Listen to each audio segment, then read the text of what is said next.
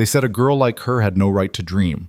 Tonight, she would prove them all wrong, or lose everything trying.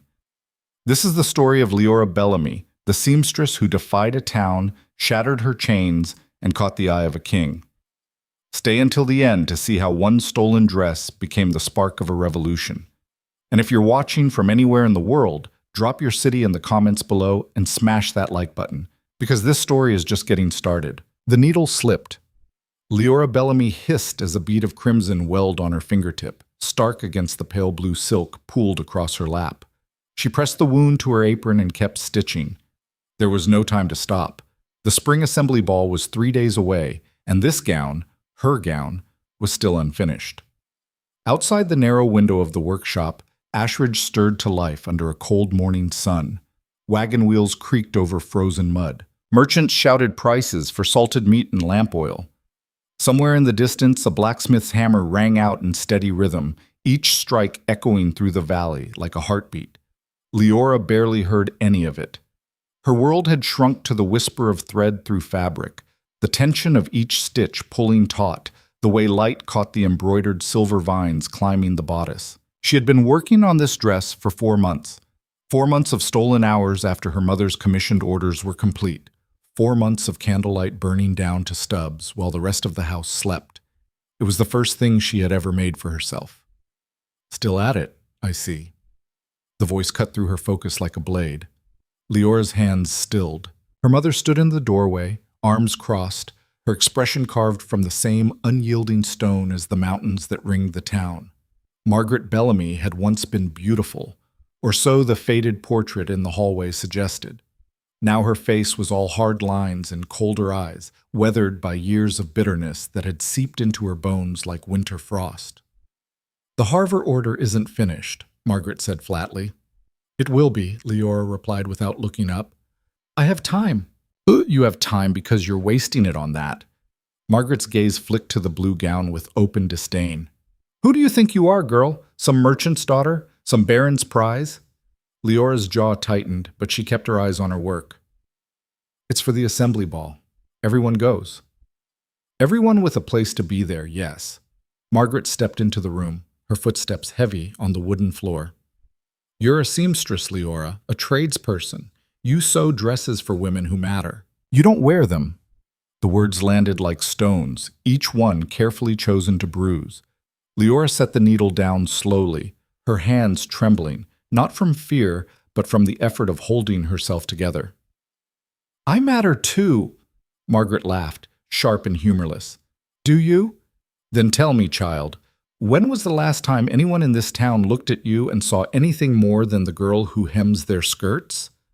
Liora had no answer, because her mother was right. She had lived in Ashridge her entire life, 22 years in a town where everyone knew everyone, and yet she moved through it like a ghost. The butcher's wife never asked her name when she picked up an order. The baker's daughter didn't meet her eyes when Liora delivered her wedding gown. Even the children playing in the square seemed to look past her, as if she were part of the backdrop, useful, forgettable, invisible. But the ball was different. The spring assembly was the one night each year when the whole territory gathered. Merchants and trappers, landowners and laborers, families from the outer settlements and dignitaries from the provincial seat.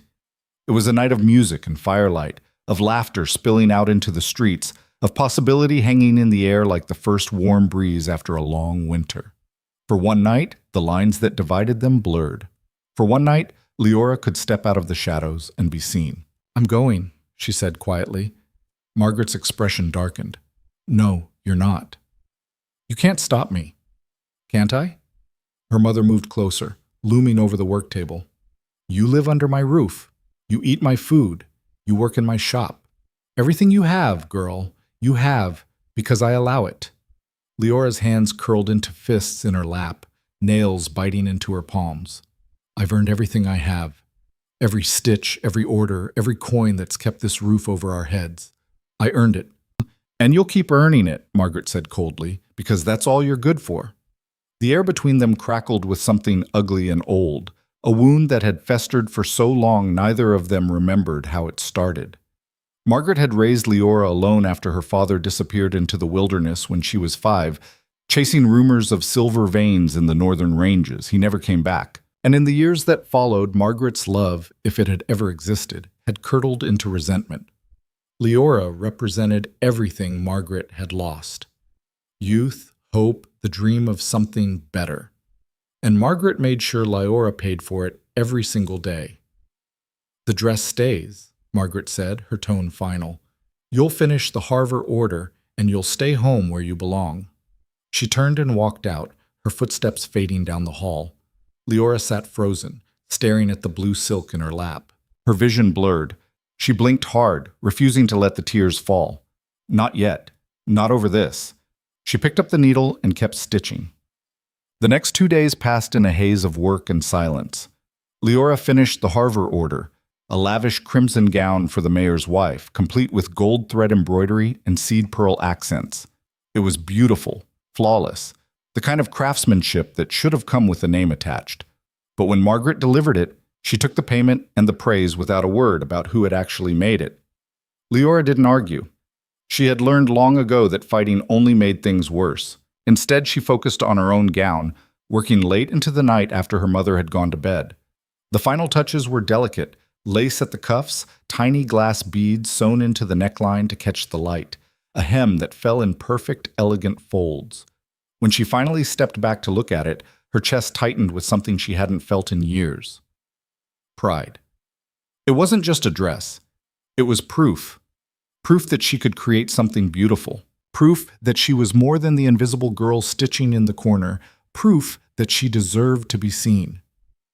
On the morning of the ball, Liora woke early and hid the gown in the back of her wardrobe, wrapped in old linen. She would wait until her mother left for the evening. Margaret had been invited to the mayor's private pre-ball dinner, a mark of status she flaunted mercilessly. And then Liora would slip into the dress and walk to the assembly hall alone. She had planned it down to the minute. But when the afternoon sun slanted through the window and Liora returned from the market, she found her mother standing in the center of her room, the blue gown draped over her arm. Leora's heart stopped. "Looking for this?" Margaret asked, her voice sickeningly sweet. "Put it down." Leora's voice came out hoarse, barely above a whisper. Margaret smiled. It was the cruelest expression Liora had ever seen. "I sold it." The words didn't make sense at first. Liora stared at her mother, waiting for the punchline, the twist, the explanation that would make the world make sense again. "What?" "I sold it," Margaret repeated, slower this time, savoring each syllable. "This morning, to the Langfords. Their daughter needed something for tonight, and this was perfect. They paid well, too, 3 silver marks. More than it's worth, honestly." Liora couldn't breathe. The room tilted. Her knees felt like water. "That's mine," she whispered. "You had no right. I had every right." Margaret's smile vanished, replaced by cold fury. "Everything in this house is mine, Liora, including you. And it's time you learned that lesson." She tossed the gown onto the bed. No, not the gown. A handful of coins, 3 silver marks glinting in the fading light. "There, your share. Consider it payment for all those stolen hours you think I didn't notice." Leora's hands shook. Her whole body shook. "Why?" The word cracked on the way out. "Why would you do this?" Margaret leaned in close, her voice dropping to a venomous whisper. "Because you needed to remember your place. You're nothing, Liora. You'll always be nothing. And the sooner you accept that, the easier your life will be." She straightened, smoothed her skirts, and walked out without another word. Liora stood alone in the empty room, staring at the coins on her bed. For a long time, she didn't move. Then slowly, she sank to the floor, wrapped her arms around her knees, and let the tears come. The sun set. The streets outside filled with laughter and music as families made their way to the assembly hall. Liora could hear them from her room, the rustle of fine dresses, the low rumble of men's voices, the bright chatter of children allowed to stay up past their bedtime. She sat on the floor in the dark, her back against the wall, and listened to the world go on without her. Her mother had left an hour ago, dressed in emerald green silk with her hair pinned high, every inch the respectable businesswoman. She hadn't said goodbye. Liora stared at the coins still lying on her bed. 3 silver marks. 4 months of work. 4 months of hope. sold for the price of a week's worth of lamp oil. Something inside her twisted, hardened, turned sharp and cold. She stood. Her legs felt unsteady, but she forced herself to move. She crossed to the small mirror above her wash basin and studied her reflection in the dim light. Pale skin, dark circles under gray eyes, hair hanging limp and lifeless around her shoulders. She looked exactly like what her mother said she was. Nothing. But as she stared at herself, something else stirred beneath the numbness. Anger. Not the hot, explosive kind.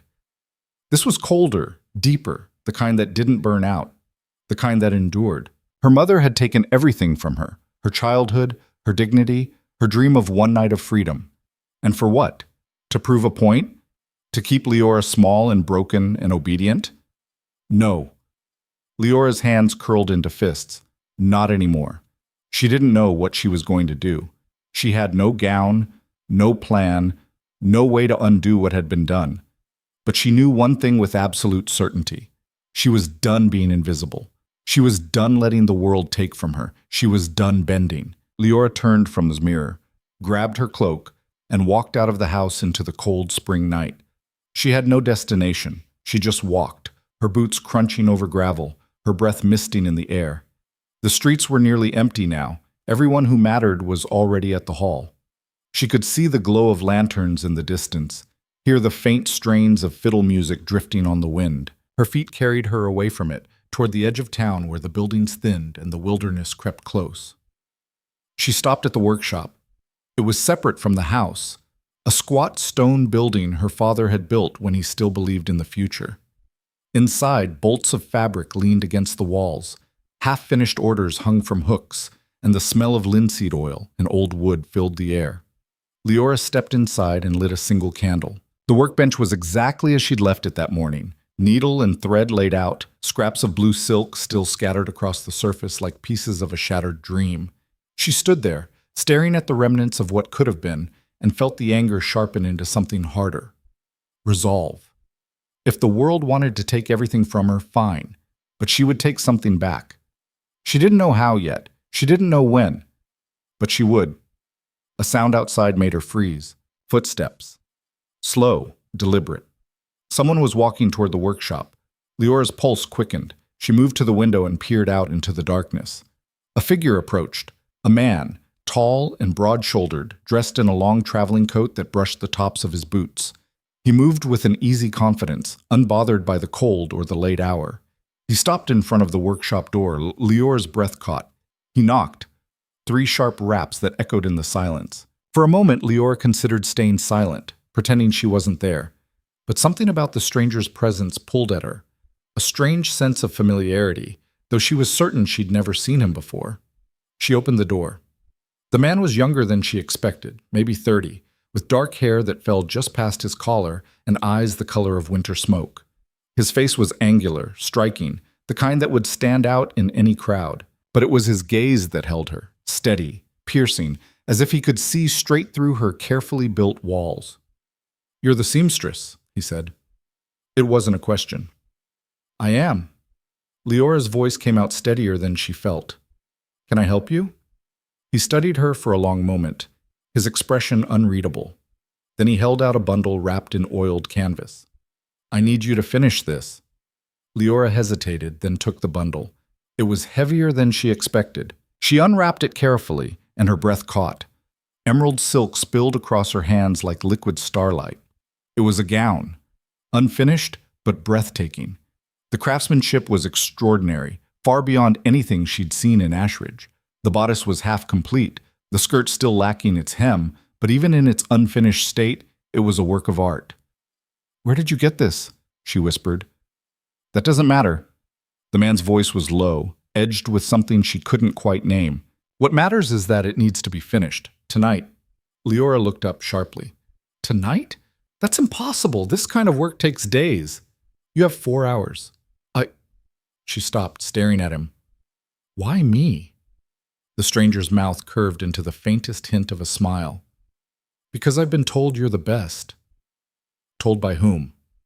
He didn't answer. Instead, he reached into his coat and pulled out a small leather purse. He set it on the workbench, and the coins inside clinked softly. 10 gold marks. Half now, half when it's done. Leora's eyes widened. 10 gold marks was more than she made in 6 months. And if I finish it? She asked slowly. What then? The stranger's gray eyes locked onto hers. Then you wear it. Leora's heart stuttered. What? Finish the gown, he said, his voice quiet but unyielding, and wear it to the ball tonight. I don't understand. You don't have to. He stepped back toward the door, his coat swirling around him. You just have to decide. 4 hours, Liora Bellamy. Finish it and wear it, or spend the rest of your life wondering what could have been. He turned and disappeared into the night before she could ask how he knew her name. Liora stood frozen, the emerald silk clutched in her hands, the purse of gold gleaming on the table. Her mind raced. This was insane. She didn't know this man. She had no reason to trust him. For all she knew, this was some cruel joke, another way the universe had found to mock her. But as she looked down at the gown, at the exquisite stitching, the way the fabric seemed to glow even in candlelight, something inside her shifted. This wasn't a joke. This was a chance, maybe the only one she'd ever get. Liora set the gown on the workbench, rolled up her sleeves, and picked up her needle. She had 4 hours to finish a masterpiece, and then she would walk into that ball and show them all exactly who Liora Bellamy was. The work consumed her. Leora's hands moved with a speed and precision she didn't know she possessed, every stitch falling into place as if guided by something beyond skill. The emerald silk seemed to respond to her touch, the fabric flowing and shaping itself under her fingers.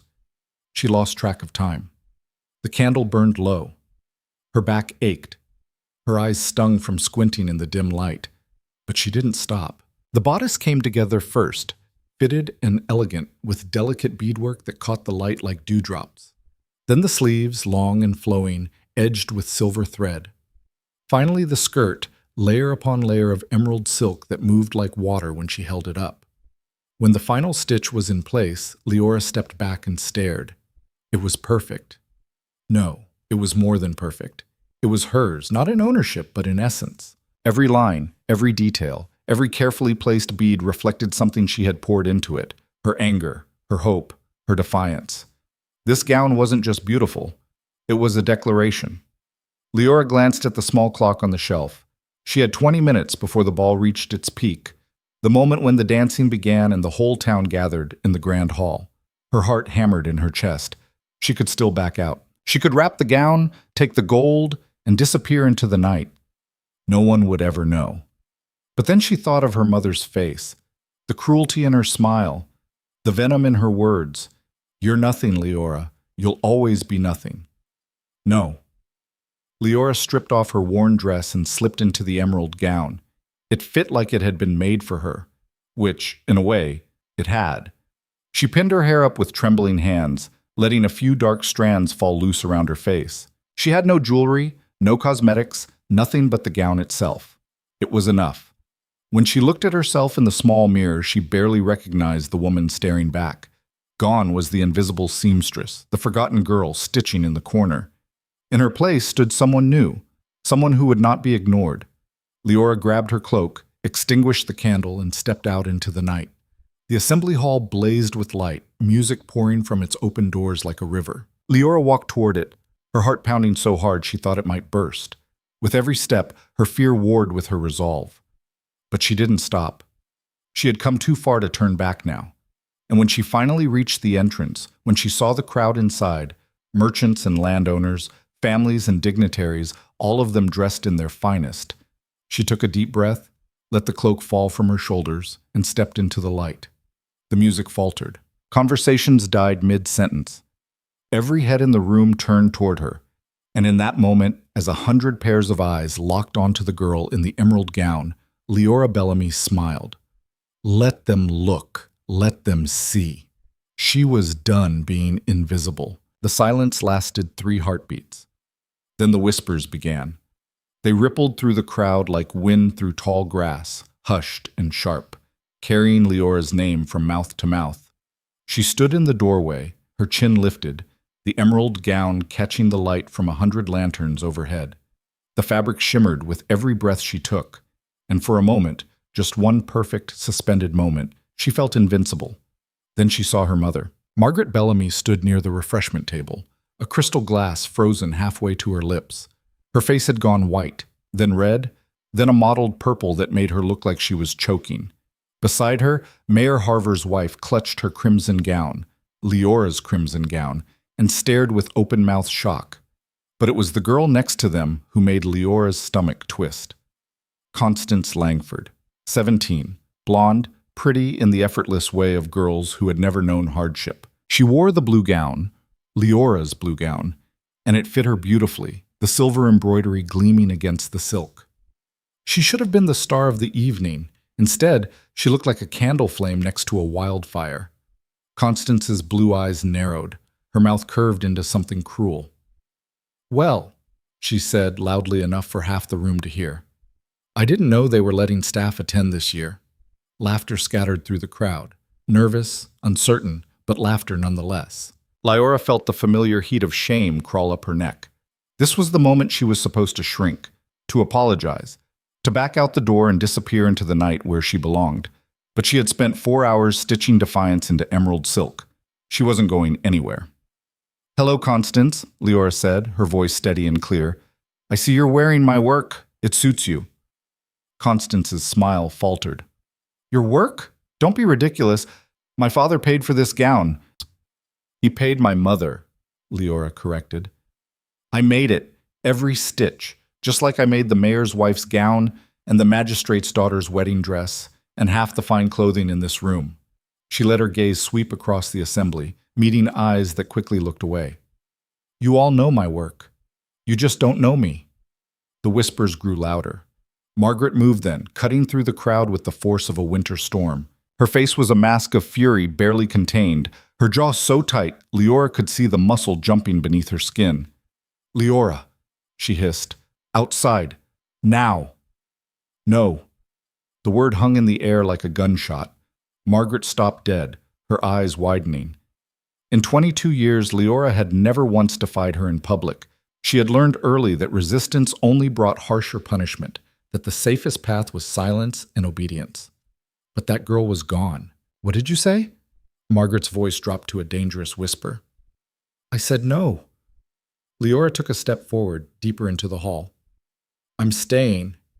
"You have no right to be here." "I have every right." Leora's voice rose, not quite a shout, but loud enough to carry. "You took my gown. You sold 4 months of my work for 3 silver marks and thought that would be the end of it. But I'm still here, Mother, and I'm done letting you decide what I'm worth." The crowd had gone utterly silent. Even the musicians had stopped playing, their instruments hanging limp in their hands. Margaret's face twisted. "You ungrateful little—" "Excuse me." The voice cut through the tension like a blade through silk, smooth, male, edged with authority. The crowd parted, and through the gap walked the stranger. He had cleaned up since Liora saw him last. His dark hair was tied back, his traveling coat replaced by a fine black jacket with silver buttons. But his eyes were the same, winter gray and piercing, fixed on Liora with an intensity that made her breath catch. He stopped beside her, close enough that she could feel the warmth radiating from him. "I believe," he said calmly, addressing the entire room, "the lady said she's staying." Margaret's fury found a new target. "And who exactly are you?" The stranger smiled. It was not a warm expression. "No one you need to concern yourself with. But I am curious. Is it common practice in Ashridge to publicly humiliate young women for having the audacity to attend a community gathering?" "That girl," Margaret spat, "is my daughter. This is a family matter." "Then perhaps you should treat her like family instead of a servant." The stranger's tone remained pleasant, but there was steel beneath it. He turned to Liora, his expression softening slightly. "Would you do me the honor of a dance?" Leora's mind reeled. She barely knew this man. She had no idea why he had appeared at her workshop with an impossible task, or how he had known her name, or what game he was playing now. But she knew what her answer would be. "Yes." She placed her hand in his. His fingers closed around hers, warm and solid, and he led her onto the floor as the musicians, perhaps sensing the drama required accompaniment, struck up a waltz. The crowd watched in stunned silence as the stranger pulled Liora into the first turn. "You're insane," Liora whispered. "Probably," he agreed. But you finished the gown. That makes you either equally insane or remarkably brave. I don't even know your name. Rowan, he said. Rowan Vale. The name meant nothing to her, but the way he said it suggested it should. She studied his face as they turned, looking for answers in the sharp lines of his jaw, the slight scar above his left eyebrow. Why are you doing this? She asked. Because, Rowan said quietly, I wanted to see if you would. See if I would what? Fight back. The waltz carried them across the floor, and Liora became aware of other couples joining in, tentatively at first, then with growing confidence. The spell of silence was breaking. The assembly was returning to life, though every eye still tracked her and her mysterious partner. You're not from Ashridge, Liora said. No. Where then? North. That's not an answer. Rowan's mouth quirked. No, it's not. They turned again, and Liora caught sight of her mother standing rigid at the edge of the floor, fury and humiliation warring across her face. Beside her, Constance whispered furiously to a cluster of other young women, all of them shooting venomous glances in Liora's direction. Let them look. Let them whisper. For the first time in her life, Liora was exactly where she wanted to be. The waltz ended. Rowan bowed and Liora curtsied, her emerald skirts pooling around her like water. Thank you, she said. The pleasure, Rowan replied, was entirely mine. He released her hand and stepped back, melting into the crowd before she could ask any of the 100 questions burning in her mind. Liora stood alone in the center of the floor, her heart pounding, her skin flushed with exhilaration and terror in equal measure.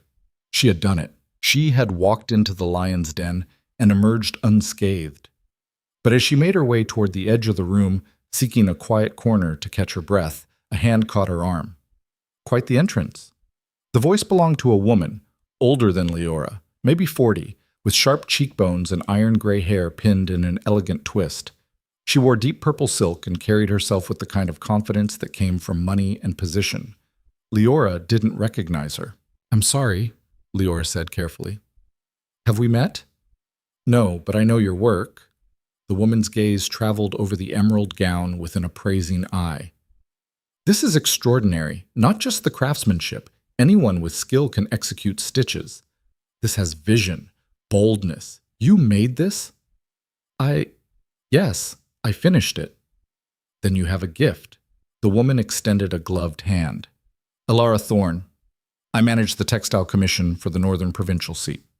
Liora's eyes widened. The Northern Provincial seat was 3 days' ride from Ashridge, the administrative and cultural center for the entire territory. If this woman held a position there, I'm here scouting talent, Elara continued. We're expanding our workshop and looking for artisans who can produce work worthy of the capital. Would you be interested? Liora's mouth went dry. You're offering me a position? I'm offering you an opportunity to prove yourself. Come to Thornhaven next month. Bring a portfolio of your best work. If it meets our standards, we'll discuss terms. She produced a small card from her sleeve and pressed it into Liora's hand. Don't waste this, Elara said. Opportunities like this don't come twice. She swept away into the crowd, leaving Liora staring at the card in her palm. Elara Thorne, Director of Provincial Textiles. Thornhaven Administrative Complex. A position in Thornhaven. A life beyond Ashridge. A future. Liora's hands trembled. She looked up, searching the crowd for Rowan, but he had vanished. She wanted to thank him, to ask him if he had somehow orchestrated this, but Liora! Her mother's voice was ice. Margaret appeared at her elbow, her face a mask of cold rage. She grabbed Liora's wrist, not hard enough to bruise, but firm enough to communicate her fury. We're leaving, Margaret said through clenched teeth. No, we're not. You've humiliated me enough for one evening? I've humiliated you? Liora pulled her arm free. You sold my dress out of spite. You tried to keep me locked away like some shameful secret, and now you're angry because I refuse to disappear? Margaret's eyes glittered with malice. You think one night in a pretty dress changes anything? You think these people will remember you tomorrow? You're still the seamstress's daughter, Liora. You're still nothing. Maybe, Liora said quietly, but at least I'm not you. Margaret's hand moved so fast Liora barely saw it coming. The slap cracked across her cheek, sharp and humiliating, and the room went silent again. Leora's head snapped to the side. Pain bloomed hot across her face. She tasted blood where her teeth had cut the inside of her mouth. For a moment, she stood frozen, the shock of it paralyzing her. Then she straightened. She turned back to her mother, her cheek already darkening, and met Margaret's gaze without flinching. "I'm leaving," Leora said. Her voice didn't shake. "Not tonight, not in shame, but I'm leaving Ashridge and I'm never coming back." "You have nowhere to go." "I'll find somewhere." Leora held up the card. "I have an offer, a real one, and I'm going to take it." Margaret's face contorted. "You ungrateful, stupid girl. You think you can just walk away from your responsibilities?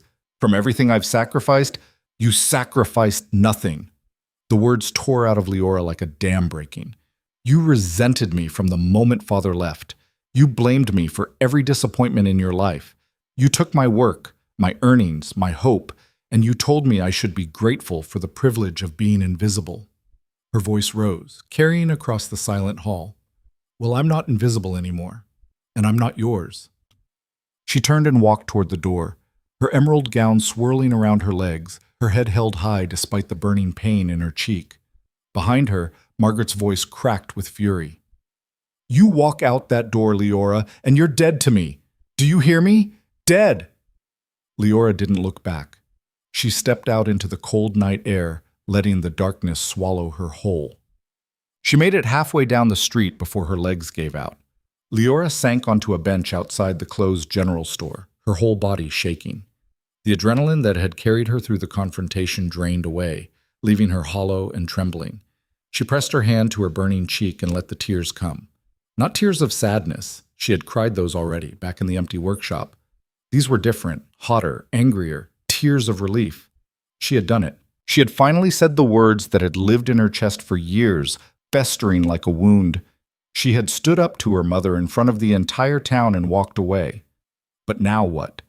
She had no home to return to, no money beyond the gold Rowan had given her, and even that felt precarious, unreal, like it might vanish if she looked away.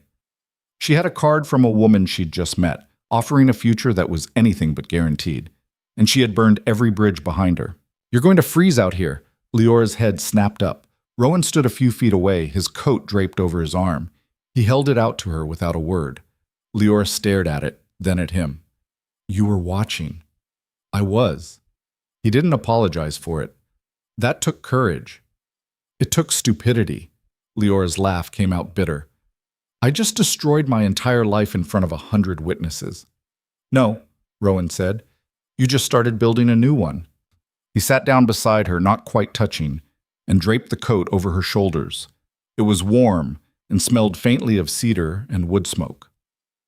"Who are you?" Leora asked quietly. "Really?" Rowan was silent for a long moment. "Someone who understands what it's like to be underestimated," he said finally, "to be told you're not enough, that you should accept your place and stop reaching for more." "And did you? Accept your place?" "No." His smile was faint, humorless. "I burned my world down too, and I built something better from the ashes." Leora studied his profile, the strong line of his jaw, the way his eyes seemed to hold secrets he had no intention of sharing. "Why did you help me?" she asked. "Because," Rowan said, turning to meet her gaze, "I saw something in you the moment I walked into that workshop, something rare, and I wanted to see if you'd be brave enough to claim it." "Claim what?" "Your power." He stood, offering her his hand. "You have a gift, Leora, not just with a needle and thread, but with creation itself. You take raw materials and make them into something that moves people, that makes them feel. That's alchemy, that's art. And people like you, people with that kind of vision, don't belong in the shadows." Leora took his hand and let him pull her to her feet. "So, what now?" she asked. "Now," Rowan said, "you rest. Tomorrow, you plan. And when you're ready, you go to Thornhaven and show them what you're made of." "And you?" His smile turned enigmatic. "I'll be around." "That's not an answer." "No," he agreed. "It's not." He released her hand, stepped back, and melted into the shadows before she could protest. Liora stood alone on the empty street, wrapped in his coat, the card from Alara Thorne still clutched in her hand. Above her, the stars burned cold and bright. She had no home, no allies, no safety net, but she had something she'd never had before: a choice. And for the first time in her life, she knew exactly what she was going to do. Liora didn't return to her mother's house that night. Instead, she walked back to the workshop, built a fire in the small iron stove, and curled up on the old settee her father had made years ago. She wrapped herself in Rowan's coat and stared at the dying embers until exhaustion finally claimed her. She woke to gray dawn light filtering through the windows and the sound of someone pounding on the door. Liora jolted upright, her heart racing. The pounding came again, harder this time. "Liora Bellamy, open this door!" She recognized the voice: Thomas Rigby, one of the town constables. A decent man, but loyal to the mayor and the town's established order. Liora stood slowly, smoothing her rumpled gown, and opened the door. Rigby stood on the threshold, his weathered face creased with discomfort. Behind him, Mayor Harver himself waited, arms crossed, his expression thunderous. "Miss Bellamy," Rigby said stiffly, "you need to come with us." "Why?" "There's been an accusation," Mayor Harver cut in. His voice was sharp, officious. "Margaret Bellamy claims you stole property from her workshop, materials, tools, and a sum of money. She's demanding restitution and formal charges." Liora's blood went cold. "That's a lie." "Nevertheless, you'll need to answer the accusation formally. Come quietly, and this can be resolved without further incident. And if I refuse, then I'll have no choice but to place you under arrest," Rigby said quietly. "Please don't make this harder than it needs to be." Liora's mind raced. Her mother was striking back, using the law as a weapon. If she went with them, she'd be dragged before the magistrate, a man who dined regularly with the mayor and had known Margaret for 20 years. It would be her word against her mother's, and everyone knew whose word carried more weight. "I need to gather my things," Liora said. "You have 5 minutes," Harver said coldly. Liora closed the door and leaned against it, her heart hammering. 5 minutes. She looked around the workshop wildly. She couldn't let them take her. If she went before the magistrate, she'd lose. At best, she'd be fined everything she had. At worst, they could imprison her, and her mother would make sure she never saw the outside of a cell. Liora's gaze fell on the back window. It was small, but she could fit. She grabbed the leather purse of gold Rowan had given her, stuffed Alara's card into her bodice, and shoved her feet into her boots. The emerald gown would have to stay. It was too conspicuous, too recognizable. She pulled on an old wool dress and cloak, wrapped Rowan's coat around herself, and climbed onto the workbench. Behind her, Rigby's voice called out, 2 minutes, Miss Bellamy!" Liora pushed the window open and squeezed through. She dropped into the alley behind the workshop, landing hard on frozen dirt. Pain shot through her ankles, but she forced herself to move. She ran. Behind her, she heard shouting, Rigby's voice, then Harver's, then the heavy sound of boots on wood as they broke into the workshop. But Liora was already gone, disappearing into the maze of back alleys that threaded through Ashridge like veins. She didn't stop running until she reached the edge of town, where the road forked toward the northern wilderness. She stood there gasping for breath, her lungs burning in the cold air. There was no going back now. She had crossed a line she couldn't uncross. But as she looked north, toward the mountains that rose like jagged teeth against the pale sky, she felt something unexpected bloom in her chest. Not fear, hope. Liora pulled Rowan's coat tighter around herself and started walking. The road to Thornhaven was 3 days on foot. She had no supplies, no map, no certainty that she'd even make it. But she had her hands, her mind, and a fire in her belly that no one could take from her. And for now, that would have to be enough. The first night, she slept in a hollow beneath an overturned pine, her body curled tight against the cold.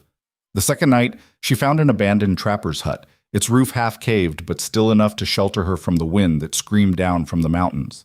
By the third day, her feet were blistered raw, her lips cracked and bleeding, and the gold in her purse felt heavier with every mile. The road to Thornhaven was not a road at all, just a rutted track that wound through dense forest and over rocky ridges, marked by cairns that appeared and disappeared depending on the weather. Liora had passed 2 other travelers on the first day, a merchant and his guard heading south. They had looked at her with suspicion and moved on without speaking. After that, she saw no one.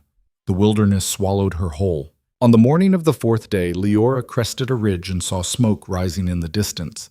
Not the thin gray thread of a campfire, but thick black columns that stained the sky. Her stomach knotted. She quickened her pace, ignoring the pain shooting through her ankles with every step. As she descended into the valley, the smell hit her, acrid and wrong, like burning tar mixed with something sweet and rotten. The village came into view, or what was left of it. Thornhaven's outlying settlement, a cluster of maybe 20 buildings that served as a way station for travelers, was in ruins.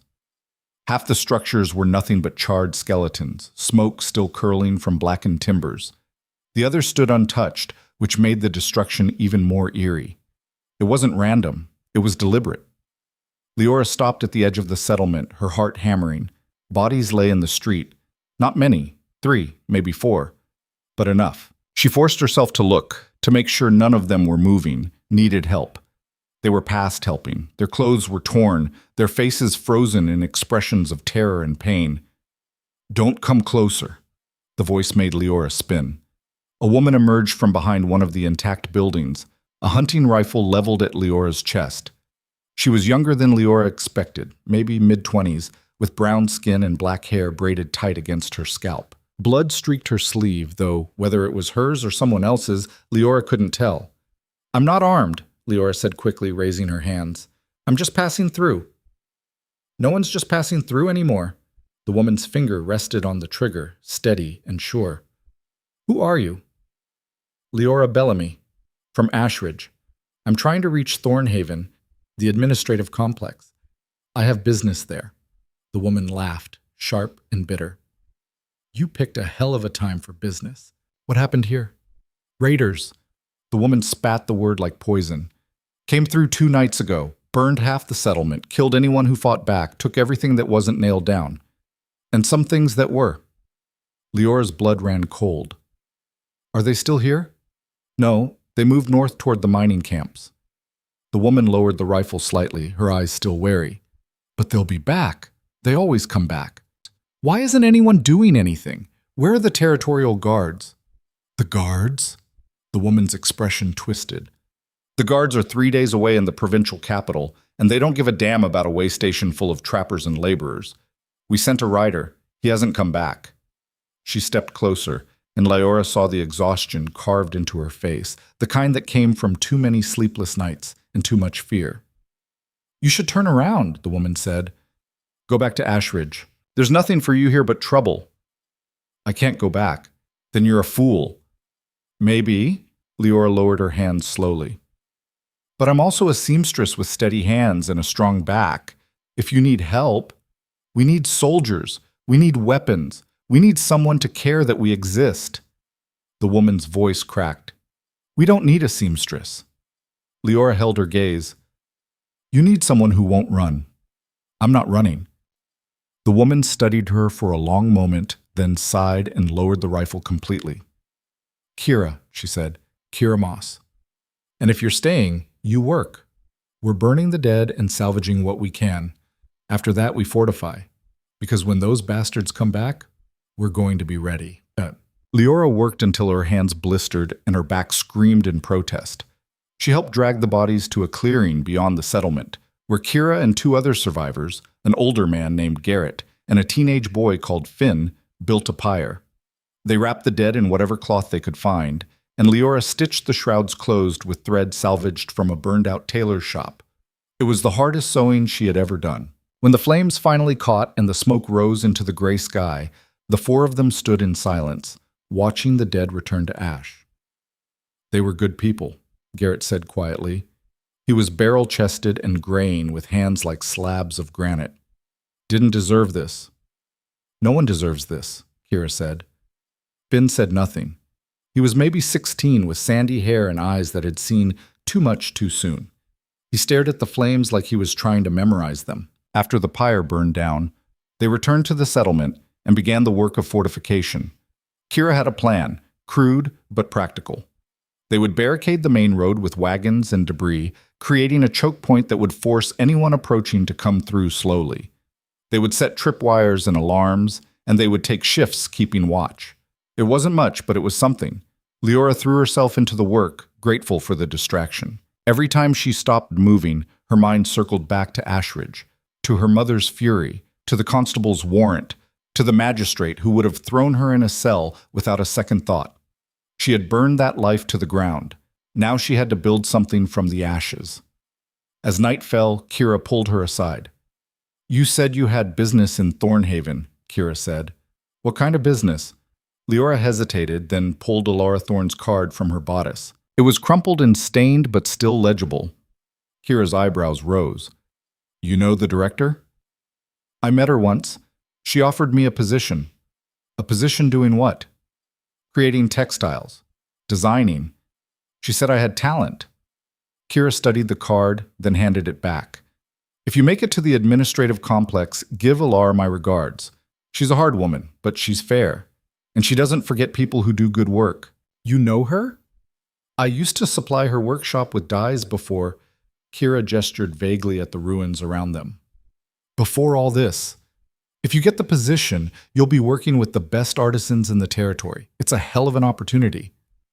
"If I make it," Liora said. "You'll make it." Kira's expression softened slightly. "You've got spine. I can see it. Just keep your head down and don't draw attention to yourself once you're inside the complex. Politics, there are a knife fight in the dark." Liora tucked the card away and nodded. They ate a cold meal of dried meat and stale bread, huddled around a small fire in what had been the settlement's common house. Garrett told stories about his trapping days, and Finn listened with the quiet intensity of someone trying to hold on to normalcy. Liora watched them and felt something unfamiliar stir in her chest. Belonging. She had known these people for less than a day, and yet they had accepted her without question, put a rifle in her hands and shown her how to load it, trusted her to keep watch while they slept. It was more than her mother had ever given her. When her watch came, Liora sat on the barricade with the rifle across her knees and stared out into the darkness. The forest pressed close, full of sounds she didn't recognize. Rustling leaves, snapping twigs, the distant cry of something that might have been a bird or might have been something else entirely. She had never felt so small or so alive. The attack came just before dawn. Liora was dozing, her head nodding forward, when the first tripwire snapped.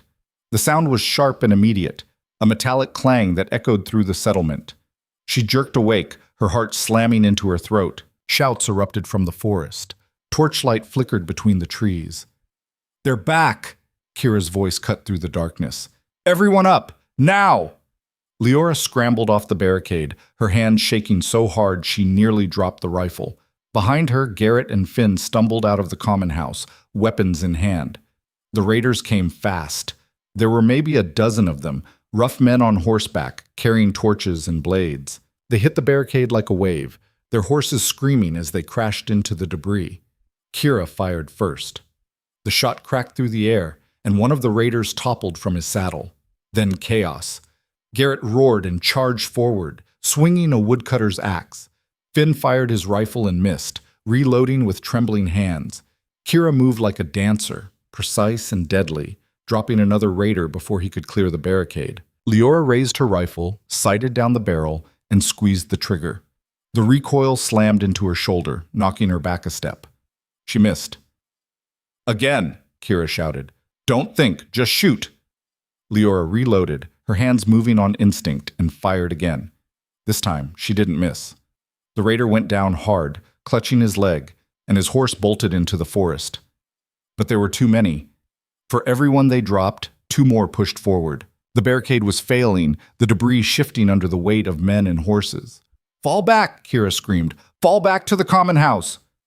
They retreated in a stumbling run, firing over their shoulders. Leora's ears rang from the gunfire, her lungs burning. She saw Finn go down, clutching his arm where a blade had caught him, and Garrett hauled him up and kept moving. They made it to the common house and slammed the door.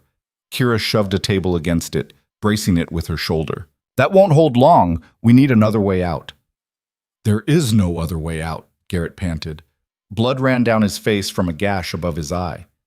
"We're trapped." Outside, the raiders circled like wolves, their torches casting flickering shadows against the walls.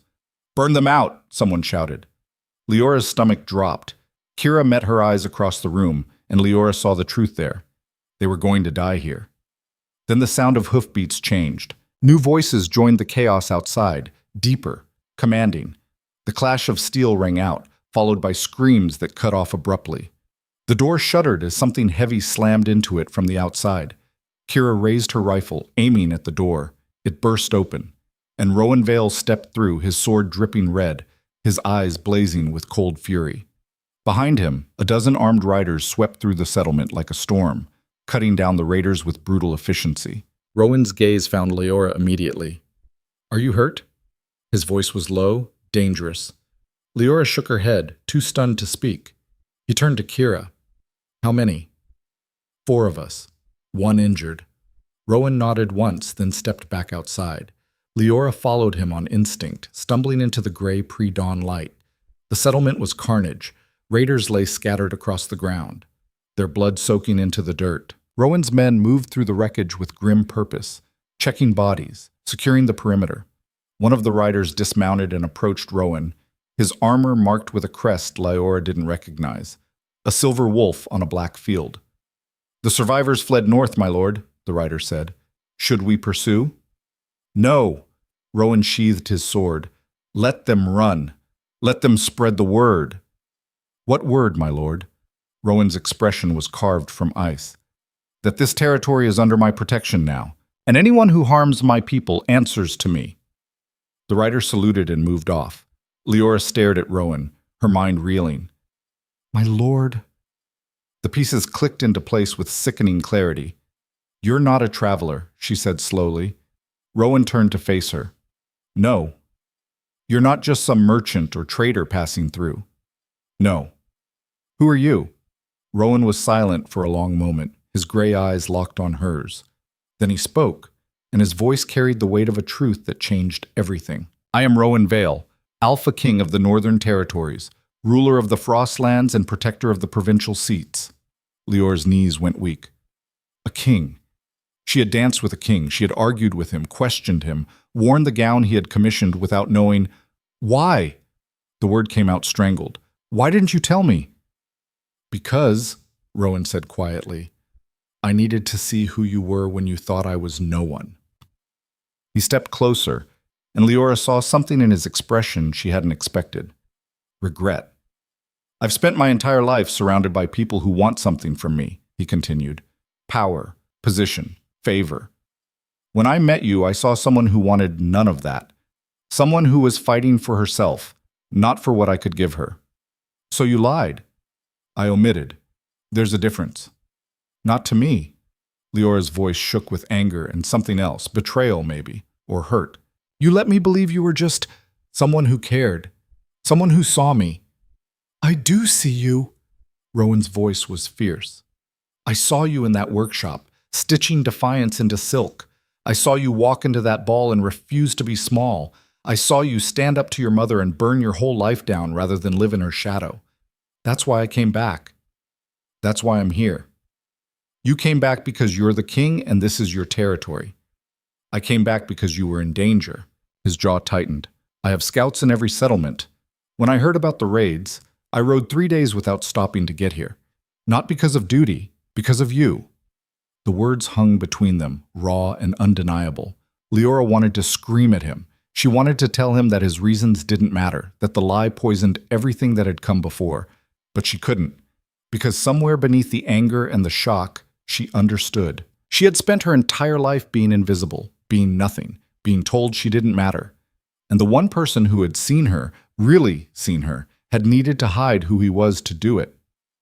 "What happens now?" she asked quietly. "Now," Rowan said, "you have a choice. You can continue to Thornhaven and take Alara's offer. Build your life there. I'll make sure you arrive safely, and I'll ensure the magistrate in Ashridge drops any charges against you. And the other option?" Rowan's gaze held hers, intense and unwavering. "You come with me to the capital, not as a subject, not as a supplicant, as my guest. I have the finest textile workshops in the territory, artisans who would kill to learn from you. You could create anything you wanted, designed for the court, for the nobility, for yourself." "Why would you offer me that?" "Because you deserve it." His voice dropped, softer now. "And because when I look at you, I don't see a seamstress or a refugee or someone who needs saving. I see an equal. Someone strong enough to stand beside me, not behind me. Leora's breath caught. An equal. No one had ever called her that before. I need time, she said, to think. Take all the time you need. Rowan stepped back, giving her space. But know this, Liora Bellamy, whatever you choose, you're under my protection now. Anyone who comes for you answers to me. He turned and walked away, barking orders to his men. Liora stood in the ruins of the settlement, surrounded by smoke and blood and the bodies of men who had come to kill her, and felt the world tilt beneath her feet. Everything had changed. She was no longer the invisible girl from Ashridge. She was no longer running. She was standing at the center of something vast and dangerous and utterly beyond her understanding. And the man she had trusted, the stranger who had given her hope, was a king who had seen something in her worth protecting, worth claiming. Kira appeared at her side, her rifle still in hand, her expression grim. So, Kira said, that's Rowan Vale. You knew? I suspected. Kira's mouth quirked. The way he looked at you back in Ashridge. No common traveler looks at a woman like that. Like she's the only thing in the room worth seeing. Leora's chest tightened. What do I do? That depends. Kira turned to face her fully. What do you want? Liora looked out across the settlement, at the riders securing the perimeter, at Rowan standing among them, every inch the king he had claimed to be. What did she want? A week ago, she would have said freedom, safety, a chance to create without fear. But now? Now she wanted something she had never dared to reach for. She wanted to matter, not because of what she could make or who she served, but because of who she was. And Rowan had offered her that. The question was whether she was brave enough to take it. I don't know, Liora admitted. Kira squeezed her shoulder. Then figure it out, because men like that don't offer twice. She walked away, leaving Liora alone with her thoughts. The sun broke over the mountains, painting the ruins in gold and crimson. Liora pulled Rowan's coat tighter around herself and made a decision. She would go to the capital, not because a king had asked her, but because she had come too far, survived too much, to settle for anything less than everything she deserved. And if that meant walking into the viper's nest of court politics and territorial intrigue, so be it. She had faced worse. She had faced her mother. Liora found Rowan standing near the horses, speaking quietly with his captain. He looked up as she approached, and something in his expression shifted. Hope, maybe, or relief. I'll go with you, Liora said. To the capital. Rowan's eyes searched hers. You're sure? No. She met his gaze without flinching. But I'm done playing it safe. A slow smile spread across Rowan's face, the first real smile she had seen from him. Then let's go show them what you're made of. He offered her his hand. Liora took it. And as they rode north toward the mountains, toward the capital, toward a future she couldn't begin to imagine, she felt the last chains of her old life fall away. She was no longer Liora Bellamy, the seamstress from Ashridge. She was something new, something forged in fire and defiance, and she was ready for whatever came next. The capital rose from the northern plateau like something carved from ice and ambition. Liora had imagined it 100 times during the 3-day ride. A fortress city, all stone walls and iron gates, functional and cold. But as they crested the final ridge and the vista opened before them, her breath caught. White stones stretched across the valley in concentric rings, each tier climbing higher toward the central keep that crowned the city like a jagged crown. Buildings of pale granite gleamed in the afternoon sun, their roofs covered in copper that had turned green with age. Banners flew from every tower, the silver wolf on black fields snapping in the wind. Beyond the city, the mountains rose higher still, their peaks lost in cloud. It was beautiful. It was terrifying. First time seeing the capital? Rowan's voice pulled her back. Liora nodded, not trusting herself to speak. They had ridden hard, stopping only to rest the horses and snatch a few hours of sleep. Rowan's men, 12 seasoned riders who moved with the easy confidence of professional soldiers, had treated her with careful respect. They called her Miss, and made sure she had the warmest bedroll, the best portions of food. But she saw the way they looked at her when they thought she wasn't watching. Curiosity, speculation, questions they were too disciplined to ask. Who was she? Why had their king ridden 3 days to save a settlement he'd never visited, all for a seamstress from nowhere? Liora wondered the same thing. The palace is at the top, Rowan said, guiding his horse closer to hers. That's where the court gathers, but we're not going there first. Where then? The artisans' quarter. I want you to meet someone. He urged his horse forward, and Liora followed. They entered the city through the eastern gate, where guards in polished armor saluted sharply as Rowan passed. The streets were wider than anything Liora had seen in Ashridge, paved with smooth stones that rang under the horses' hooves. People moved aside as they rode through, some bowing, others simply staring. Word traveled fast. By the time they reached the second tier, a small crowd had gathered along the street. "The king's back," someone whispered. "Who's that with him?" "Look at her clothes. She's no noble." Liora kept her eyes forward, her spine straight. She wore travel-stained wool and Rowan's coat, her hair braided in a simple plait. She looked exactly like what she was, a refugee who had walked out of the wilderness. But she refused to shrink. Rowan led them through a maze of narrower streets until they reached a district where the buildings changed character. Here, the structures were older, more organic, with broad windows and chimneys that belched colored smoke. The air smelled of dye and hot metal, sawdust and oil paint. The artisans' quarter. They stopped in front of a 3-story building with windows that stretched floor to ceiling. Through the glass, Liora could see rows of looms, bolts of fabric in every conceivable color, and workers moving with focused precision. "This," Rowan said, dismounting, "is where you'll be working." He helped her down from her horse, and Leora's legs nearly buckled. 3 days of hard riding had left her stiff and sore, every muscle protesting. "Easy," Rowan murmured, steadying her. "Take your time." She pulled away gently, embarrassed by her weakness. "I'm fine." He studied her for a moment, then nodded and led the way inside. The workshop was chaos and beauty in equal measure. Looms clacked in steady rhythm.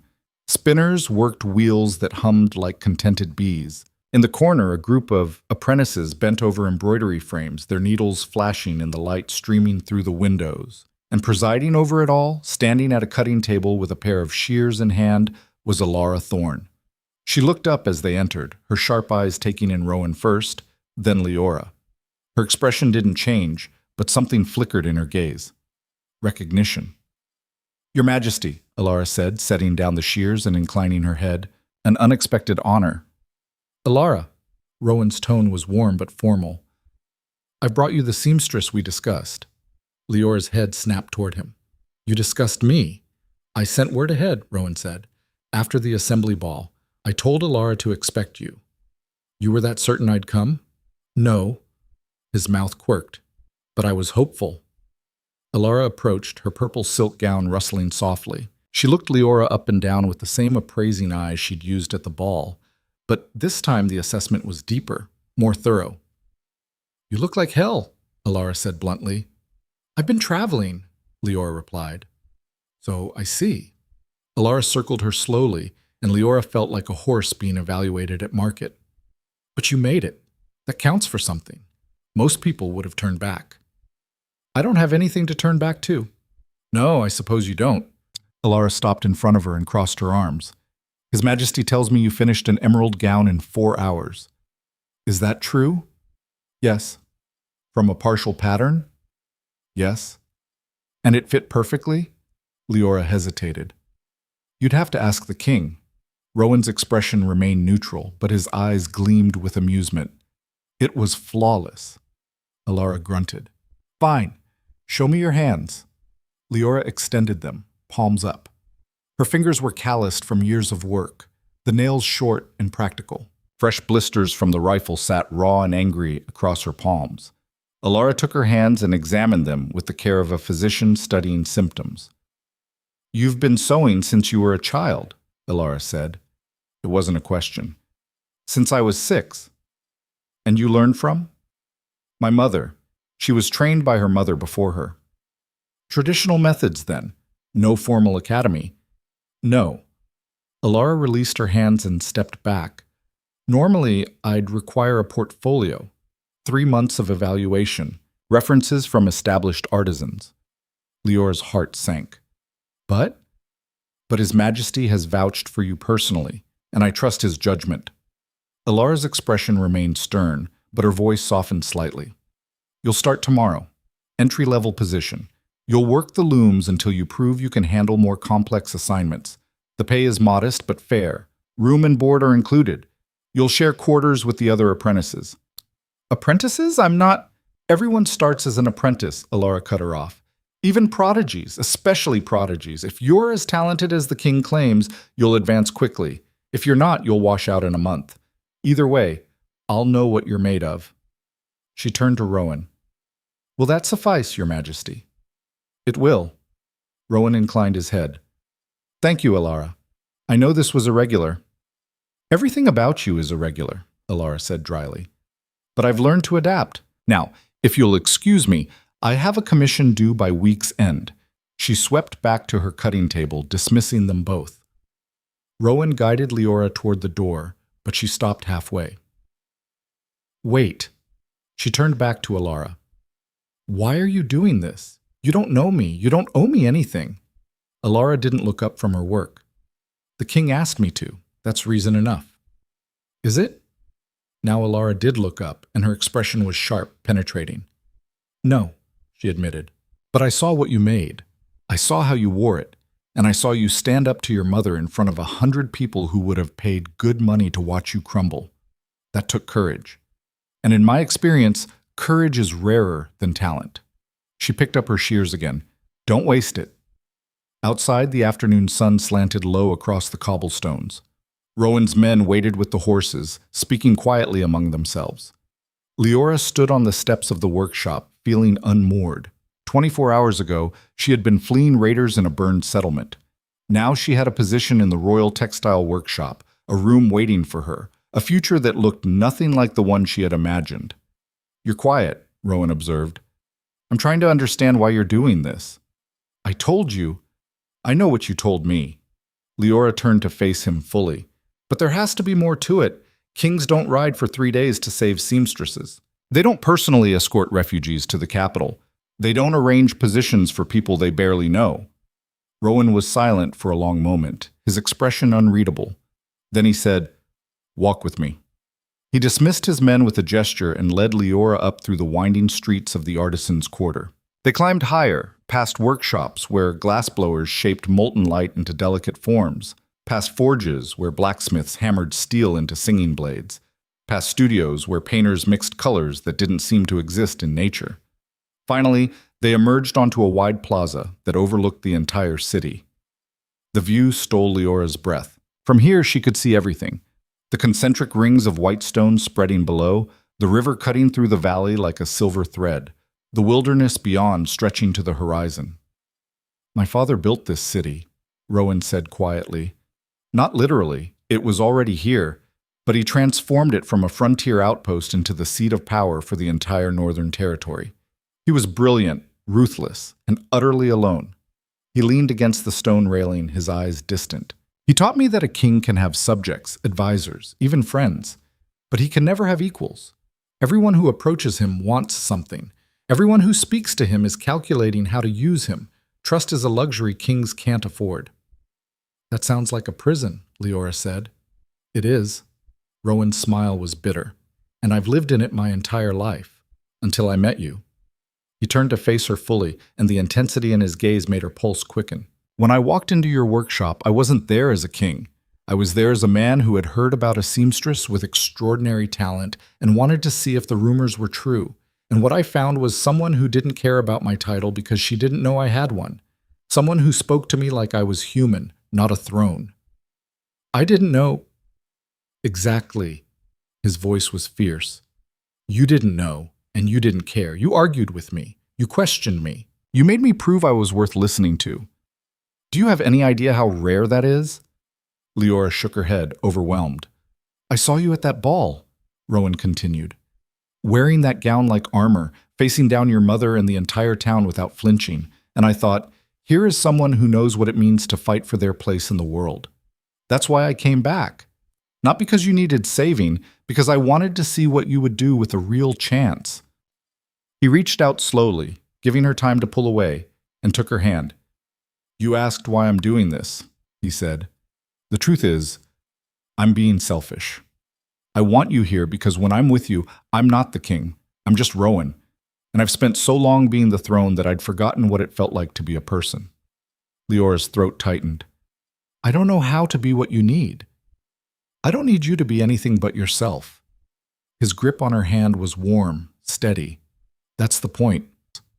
The sun dipped lower, painting the city in gold and crimson. Liora looked out over Whitestone and felt something shift inside her. Not a breaking, but a settling. A sense of pieces falling into place. She had spent her entire life being told she was too small, too ordinary, too invisible to matter. But standing here, with a king's hand in hers and an entire city spread below her, she finally understood. She had never been too small. The world had just been looking at the wrong things. I'm going to make you a promise, Liora said quietly. Rowan raised an eyebrow. Oh? I'm going to work harder than anyone in that workshop. I'm going to prove Liora right for taking a chance on me. And I'm going to create something so beautiful, so extraordinary, that no one in this city will ever forget my name. A slow smile spread across Rowan's face. I believe you. And when I do, Liora continued, I won't owe it to you. I'll owe it to myself. Good. Rowan's smile widened. Because if you owed it to me, it wouldn't mean anything. He released her hand and stepped back, the king slipping back into place like a familiar coat. I'll have my steward show you to your quarters, he said. Rest tonight. Tomorrow, you begin. What about you? I have court business to attend to. Tedious meetings about tax revenues and territorial disputes, the kind of thing that makes me miss the road. Will I see you again? Count on it. His eyes held hers. I didn't bring you all this way just to admire you from a distance. He turned and walked away, his coat billowing behind him, every inch the ruler he had been born to be. Liora watched him go, her heart a complicated tangle of emotions she didn't have names for. Then she squared her shoulders and headed back down toward the artisan's quarter. She had work to do. The apprentice quarters were cramped but clean, a long room divided by curtains into small sleeping spaces, each with a narrow bed, a trunk, and a wash basin. Liora was assigned a spot near the back, beside a window that looked out over the rooftops. The other apprentices eyed her with open curiosity as she settled in. You're the one the king brought, a girl said. She was maybe 18, with copper-red hair and freckles scattered across her nose. I'm Senna. Liora. We know. Senna grinned. Everyone knows. The king personally escorted you here. That's all anyone's been talking about. It's not like that, Liora said quickly. Isn't it? Another voice joined in. A boy this time, tall and lanky with ink-stained fingers. Because from where I'm standing, it looks exactly like that. Shut up, Peter, Senna said, elbowing him. Don't mind him. He's just jealous because Liora yells at him 3 times a day. She yells at everyone, Petter protested. She yells at you more.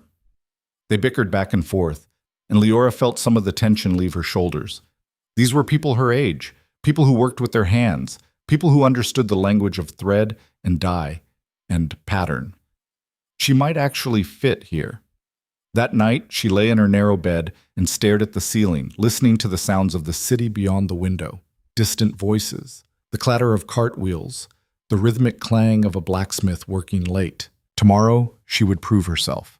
Tomorrow, she would begin to build the life she deserved. But tonight, she let herself rest. Liora worked her like a draft horse. Liora started at dawn, running the looms until her shoulders ached and her fingers cramped. The work was mind-numbing, repetitive, designed to build muscle memory and endurance. But Liora welcomed it. It kept her hands busy and her mind from spiraling into doubt. She worked through meals, through breaks, through the other apprentices' gossip and chatter. She stayed late every night, studying the patterns and techniques the master weavers used, memorizing the way different fibers behaved under tension. The rhythm of the loom became her heartbeat. The shuttle flew through her hands like it had always belonged there. By the end of the first week, her production numbers exceeded every other apprentice in the workshop. Liora noticed. You're fast, she said one evening, appearing at Liora's loom just as the light began to fail. But speed without precision is worthless. She examined the fabric Liora had produced, running her fingers along the weave, holding it up to catch the last rays of sunlight. Tension's consistent, No dropped threads. Clean selvage. Ilara's expression remained neutral, but there was something in her voice that might have been approval. "You've done this before." "Since I was a child," Liora said. "My mother had me running looms before I could reach the petals properly. I had to stand on blocks.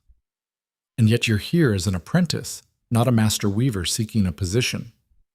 "I'm here because I have everything to prove and nothing to lose." Ilara studied her for a long moment. "Everyone has something to lose.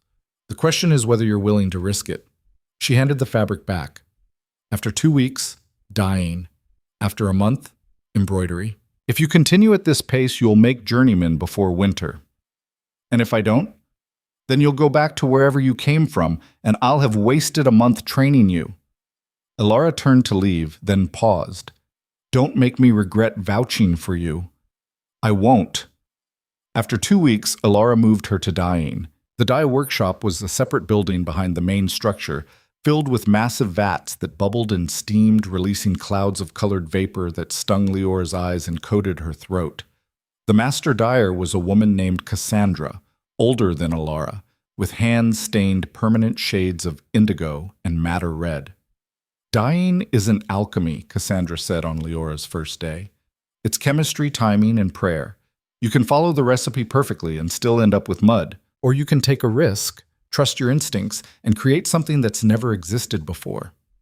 She showed Liora the mordants and fixatives, the temperature controls, the precise measurements that could mean the difference between vibrant color and wasted fabric. "But the real secret," Cassandra said, lowering her voice conspiratorially, "is knowing when to break the rules." Knit.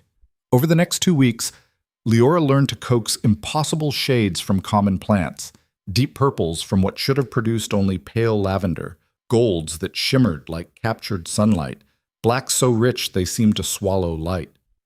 She experimented during her off hours, combining dyes in ways the manuals said were impossible, adjusting temperatures and timing based on intuition more than instruction. One evening, she produced a blue so deep and luminous it looked like the ocean at twilight. Cassandra stared at it for a full minute. "How did you do that?" "I don't know," Liora admitted. "I just felt like it would work." Cassandra laughed, delighted. "That's the sign of a true dyer. When you stop thinking and start feeling, keep that sample. Show it to Ilara when you rotate to embroidery." After a month, embroidery. This was the work Liora knew best, the craft she had practiced since childhood. But the embroidery master, a severe man named Henrik, made it clear he didn't care what she thought she knew. "Your stitches are competent," he said, examining her first piece, a simple floral pattern on linen. "But competence is the enemy of excellence. You're executing. I need you to create." He showed her techniques she had never seen. Stitches that created texture and dimension, threads worked in layers to build depth, negative space used as deliberately as filled areas. "Embroidery isn't decoration," Henrik said. "It's storytelling with needle and thread. Every stitch should have purpose. Every color choice should mean something. If you're not saying something with your work, you're just making pretty pictures." Liora threw herself into the lessons with fierce concentration. She stayed late into the night, practicing until her fingers bled, then wrapped them and kept working. She began incorporating the techniques she'd learned in dyeing, creating custom thread colors that didn't exist in the workshop's standard inventory. She experimented with unconventional materials, metallic threads, silk ribbons, even fine wire worked into delicate patterns. 6 weeks after her arrival, Henrik summoned her to his private studio. "I'm recommending you for a commission," he said without preamble. Liora's heart skipped. "A commission? But I'm still an apprentice."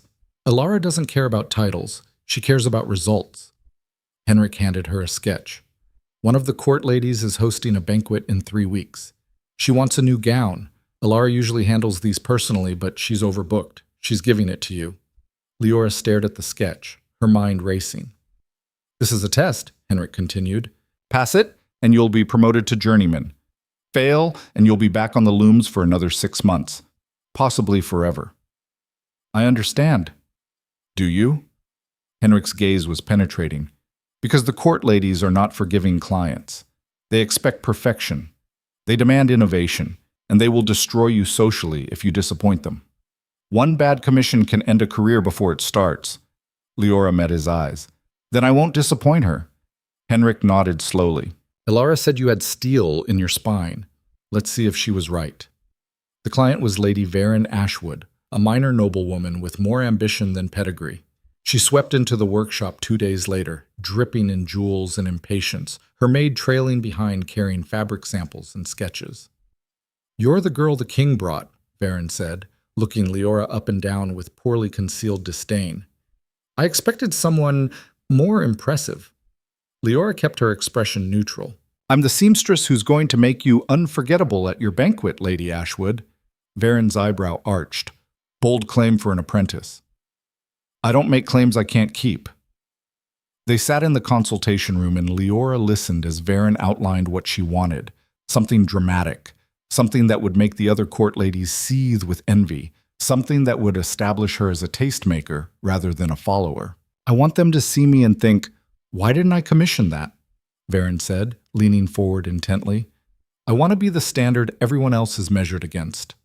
Liora made notes, nodding along, letting Varen talk herself out. The lady described rich fabrics, heavy embroidery, jewels sewn into the bodice, elaborate sleeves, everything that screamed wealth and status. When Varen finally paused for breath, Liora set down her pencil. With respect, Lady Ashwood, everything you just described is exactly what everyone else will be wearing. The room went cold. Varen's eyes narrowed dangerously. Excuse me? You want to be unforgettable, Liora said calmly, but you're asking for the same thing every other woman at court commissions. Rich fabrics, heavy embroidery, jewels sewn into the bodice. It's beautiful, but it's expected, predictable. And what, Varen said icily, would you suggest? Liora leaned forward, holding the lady's gaze. The opposite. Simplicity, restraint, a gown that doesn't compete for attention because it doesn't need to. She pulled out a piece of charcoal and began sketching rapidly on a clean sheet of paper. Midnight blue silk, so deep it's almost black. No embroidery, no jewels, no embellishment at all. The entire impact comes from the cut and the way the fabric moves. Her hand moves swiftly, blocking in the silhouette. The bodice fitted here, structured to create clean lines. The neckline asymmetrical, off one shoulder, elegant but unexpected. And the skirt simple, cut on the bias so it flows like water when you move. She added quick shading to show how light would catch the fabric. When you enter that ballroom wearing this, every other woman will be a riot of color and decoration. You'll be a shadow, a whisper, impossible to ignore precisely because you're the opposite of everything else in the room. She slid the sketch across the table. Varen stared at it for a long moment, her expression unreadable. Then, slowly, her mouth curved into a smile. You're either brilliant or insane, she said. Can't I be both? Varen laughed, a real laugh, warm and surprised. Make it. And if you're right, if this works the way you say it will, I'll recommend you to every woman I know. And if I'm wrong, then I'll make sure no one in this city ever commissions you again. Varen stood, gathering her things. No pressure. After she left, Liora sat alone in the consultation room, staring at the sketch she'd created. Her entire future rested on this one gown. She had 3 weeks. She got to work. Liora sourced the silk herself, visiting every textile merchant in the artisan's quarter until she found exactly what she needed, a bolt of silk so finely woven it felt like liquid shadow in her hands. The merchant quoted her a price that made her gasp, but she paid it without haggling. This wasn't the time to compromise. She spent 2 days drafting the pattern, adjusting and refining until the proportions were perfect. The asymmetrical neckline required precise engineering to stay in place without visible support. The bias-cut skirt needed careful planning to prevent the fabric from stretching or warping. When she finally cut into the silk, her hands trembled. This was it. One mistake, one miscalculation, and she'd destroy fabric worth more than she'd earned in the past month. There were no second chances with material this expensive. She took a breath, steadied her hands, and made the first cut. The next 2 weeks blurred into a haze of work. Liora moved into the workshop entirely, sleeping a few hours each night on the settee in her private studio, waking before dawn to continue. She ate when Senna brought her food, barely tasting it. She existed in a state of total focus, the world narrowing to needle and thread, and the gown taking shape beneath her hands. Every seam had to be invisible, Every stitch had to be perfect. She hand-stitched the entire bodice using techniques Henrik had taught her to create structure without bulk. The asymmetrical neckline required 3 attempts before it lay exactly right. The skirt needed special weighting along the hem to achieve the flowing movement she'd envisioned. On the night before the final fitting, Liora worked until her vision blurred and her fingers refused to obey her commands. She stumbled to the settee and collapsed into exhausted sleep. She woke 3 hours later to find Rowan sitting in the chair across from her, watching her sleep. "You look terrible," he said quietly. Liora sat up, pushing hair out of her face. "How did you get in here?" "I'm the king. Doors open for me." He gestured to the gown hanging on the dress form. "Is that it?" "Yes?" Rowan stood and moved closer, studying the gown with the same intensity he'd used to study her that first night in her workshop back in Ashridge. "It's extraordinary," he said finally. "Completely unlike anything I've seen at court. She's going to love it." "Or hate it." "No." Rowan turned back to her. "She's going to love it, because you made something that doesn't ask for attention. It demands it." He crossed to the settee and sat beside her, close enough that their shoulders touched. "You haven't been to see me," he said. "I've been working." "I know. Everyone in the palace knows. The apprentice who never sleeps, who's creating something revolutionary for Lady Ashwood." His voice was gentle. "You're allowed to rest, Liora." "Not yet." She looked at the gown. "Not until it's finished." "It is finished." "The final fitting will go perfectly, because you're incapable of doing anything less than perfect work." Rowan took her hand. "But you're going to burn yourself out if you keep this up." "I can't afford to burn out. I have to prove—" "You've already proven it." His grip tightened. "To Alara. To the workshop. To everyone watching. The only person you haven't convinced is yourself." Leora's throat tightened. "What if I fail?" "Then you fail, and you get up and try again. That's what you do. You get up. You've been getting up your entire life." He pulled her close, and Liora let herself lean against him, feeling the exhaustion crash over her in waves. "I'm scared," she whispered. "Good. That means it matters." Rowan pressed a kiss to the top of her head. "Now sleep. Real sleep. In a real bed. I'll have someone move the gown to the fitting room and wake you in time tomorrow." "Rowan, that's an order from your king." Despite everything, Liora smiled. "You can't order me around." "Watch me." He stood, scooped her up before she could protest, and carried her out of the workshop. Liora wanted to argue, to insist she could walk, that she needed to stay with the gown. But exhaustion won. She closed her eyes and let herself be carried through the quiet streets of Whitestone, up to the palace, to a room with a bed soft enough to drown in. Rowan laid her down gently, pulled a blanket over her, and stepped back. "Sleep," he said. "I'll see you tomorrow." Liora tried to respond, but sleep pulled her under before she could form the words. When she woke, sunlight streamed through unfamiliar windows. For a moment, she panicked. Where was she? What time was it? The fitting... A note sat on the bedside table in Rowan's handwriting. "The gown is in the fitting room. You have 2 hours. Breakfast is outside your door. Don't make me regret not locking you in here. R." Despite her anxiety, Liora laughed. She ate quickly, dressed in one of her better work dresses, and made her way to the workshop. The gown hung exactly where Rowan had promised, perfect and complete. Lady Varen arrived precisely on time. And when she stepped out of the dressing room wearing the midnight blue gown, when she saw herself in the mirror, her eyes went wide. "Oh," she breathed. "Oh, this is—" She turned slowly, watching how the fabric moved, how the light caught the silk and made it shimmer like dark water. "This is perfect." Leora's knees nearly buckled with relief. Varen wore the gown to her banquet that evening. Liora didn't attend. She wasn't nobility, wasn't court. But word traveled fast through the artisans' quarter. The gown was the talk of the event. Women clustered around Varen, demanding to know who had made it. The whispers spread through the ballroom like wildfire. Lady Ashwood, wearing a gown so simple it had to be expensive, so understated it commanded absolute attention. By the next morning, Liora had 3 new commission requests. By the afternoon, she had 7. 2 days later, Alara appeared in Leora's studio. "Effective immediately," she said, dropping a stack of commission letters on the work table. "You are promoted to journeyman. Full salary, private workspace, which you already have, and creative autonomy on all commissions under 500 gold marks. Liora stared at her, stunned.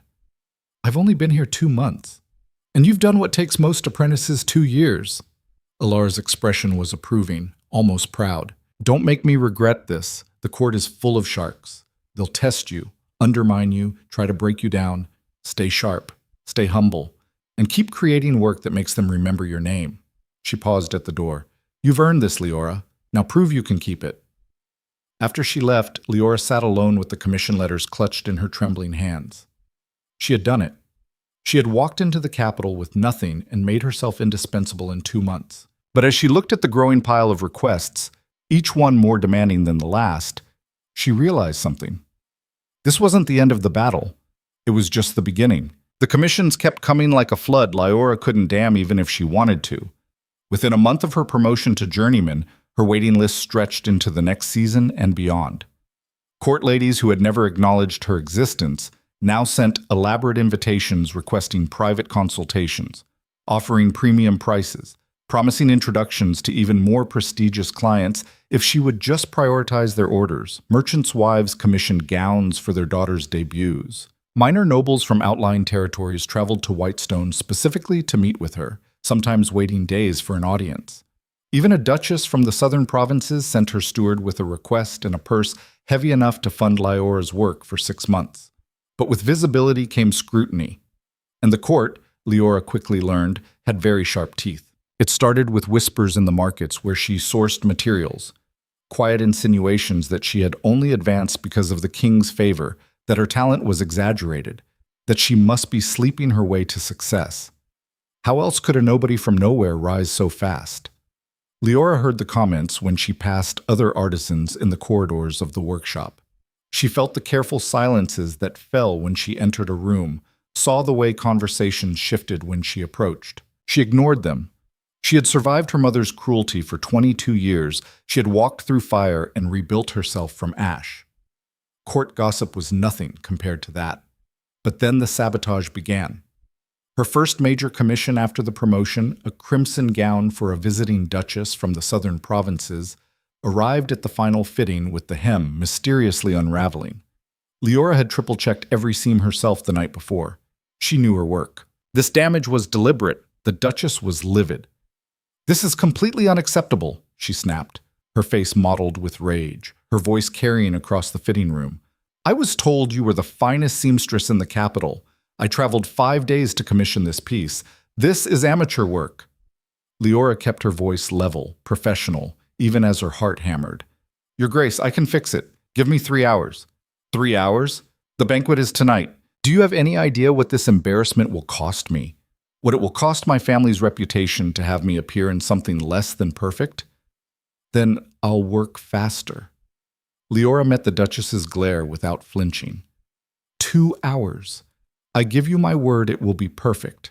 The Duchess left in a fury of silk and indignation, her attendants scurrying after her like frightened birds.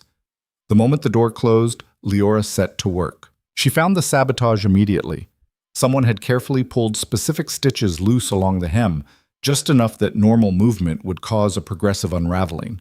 It was surgical, precise, the work of someone who understood garment construction intimately. Someone in the workshop had done this. Liora's hands shook with anger as she threaded her needle, but she forced herself to focus. Anger was a luxury she couldn't afford right now. She had 90 minutes to repair the damage and turn a disaster into triumph. She reinforced every compromised seam, doubling the stitching for strength. Then, working with fierce concentration, she added decorative embroidery along the hem, tiny crimson flowers that actually improved the original design, transforming a repair into an intentional embellishment.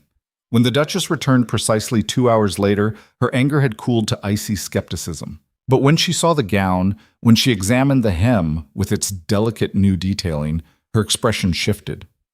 "This is actually quite beautiful," she said, running her fingers along the embroidery. "Better than the original design, if I'm being honest." "I'm glad it meets your standards, Your Grace," Liora replied quietly.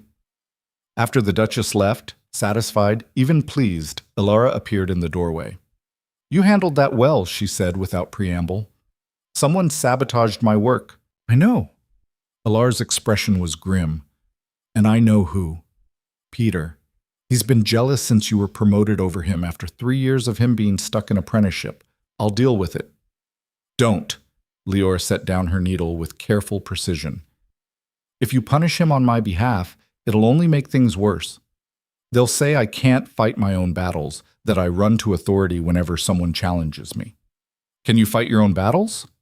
Yes. Liora studied her for a long moment, then nodded slowly. Then handle it your way. But if it happens again, if anyone touches your work again, I'll dismiss them myself. I won't have sabotage in my workshop. It won't happen again. See that it doesn't. That evening, Liora found Peter in the common workroom, hunched over an embroidery frame, his fingers moving mechanically through a repetitive pattern. We need to talk, she said, closing the door behind her. Peter didn't look up. I'm busy.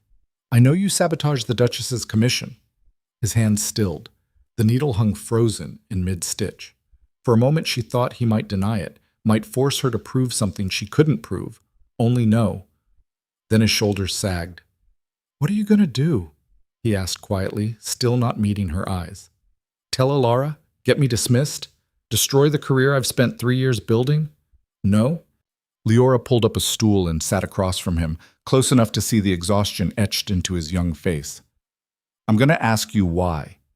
Peter finally looked at her, and the raw hurt in his eyes caught her off guard. This wasn't malice. This was pain. Because it's not fair, he said, and his voice cracked slightly. I've been here 3 years. 3 years of grunt work and constant corrections and being told I'm not good enough, that I need to try harder, do better, be more. And you walk in with the king's personal blessing and get promoted to journeyman in 2 months. How is that fair? It's not, Liora agreed simply. Peter blinked, clearly not expecting that answer. Life isn't fair, Liora continued, her voice gentle but firm. I learned that when I was 6 years old and my mother told me I'd never be anything but her shadow, a tool for her to use. I learned it again when she sold the first thing I ever made for myself, 4 months of work, out of spite for 3 silver marks. And I learned it a third time when I had to run from the only home I'd ever known, because standing up for myself made me a criminal in her eyes and the town's. She leaned forward, holding his gaze. But you know what I didn't do, Peter? I didn't tear other people down to make myself feel better. I didn't sabotage their work. I didn't try to destroy them. I worked. I bled. I fought for every single thing I have, and if you want what I have, you'll do the same, not by destroying my work, by making yours better. Peter's jaw worked, emotions flickering across his face, shame, anger, resignation. You don't understand what it's like, don't I? Liora's voice sharpened. You think being the king's whatever I am to him makes things easier? Every person in this city is watching me, waiting for me to fail so they can say I didn't deserve the chance, that I only got here because I caught a king's eye. Every commission is a test I can't afford to fail. Every piece I create is scrutinized for flaws. And you just made that harder. She stood, looking down at him. I'm not going to Liora, but I'm going to give you a choice. You can keep being bitter, keep sabotaging people you're jealous of, and eventually someone else will catch you and you will be dismissed. Or you can channel that energy into your own work, become the artisan you're capable of being. Silence stretched between them, heavy with unspoken things. I'm sorry, Peter said finally. His voice was small, ashamed. I was angry.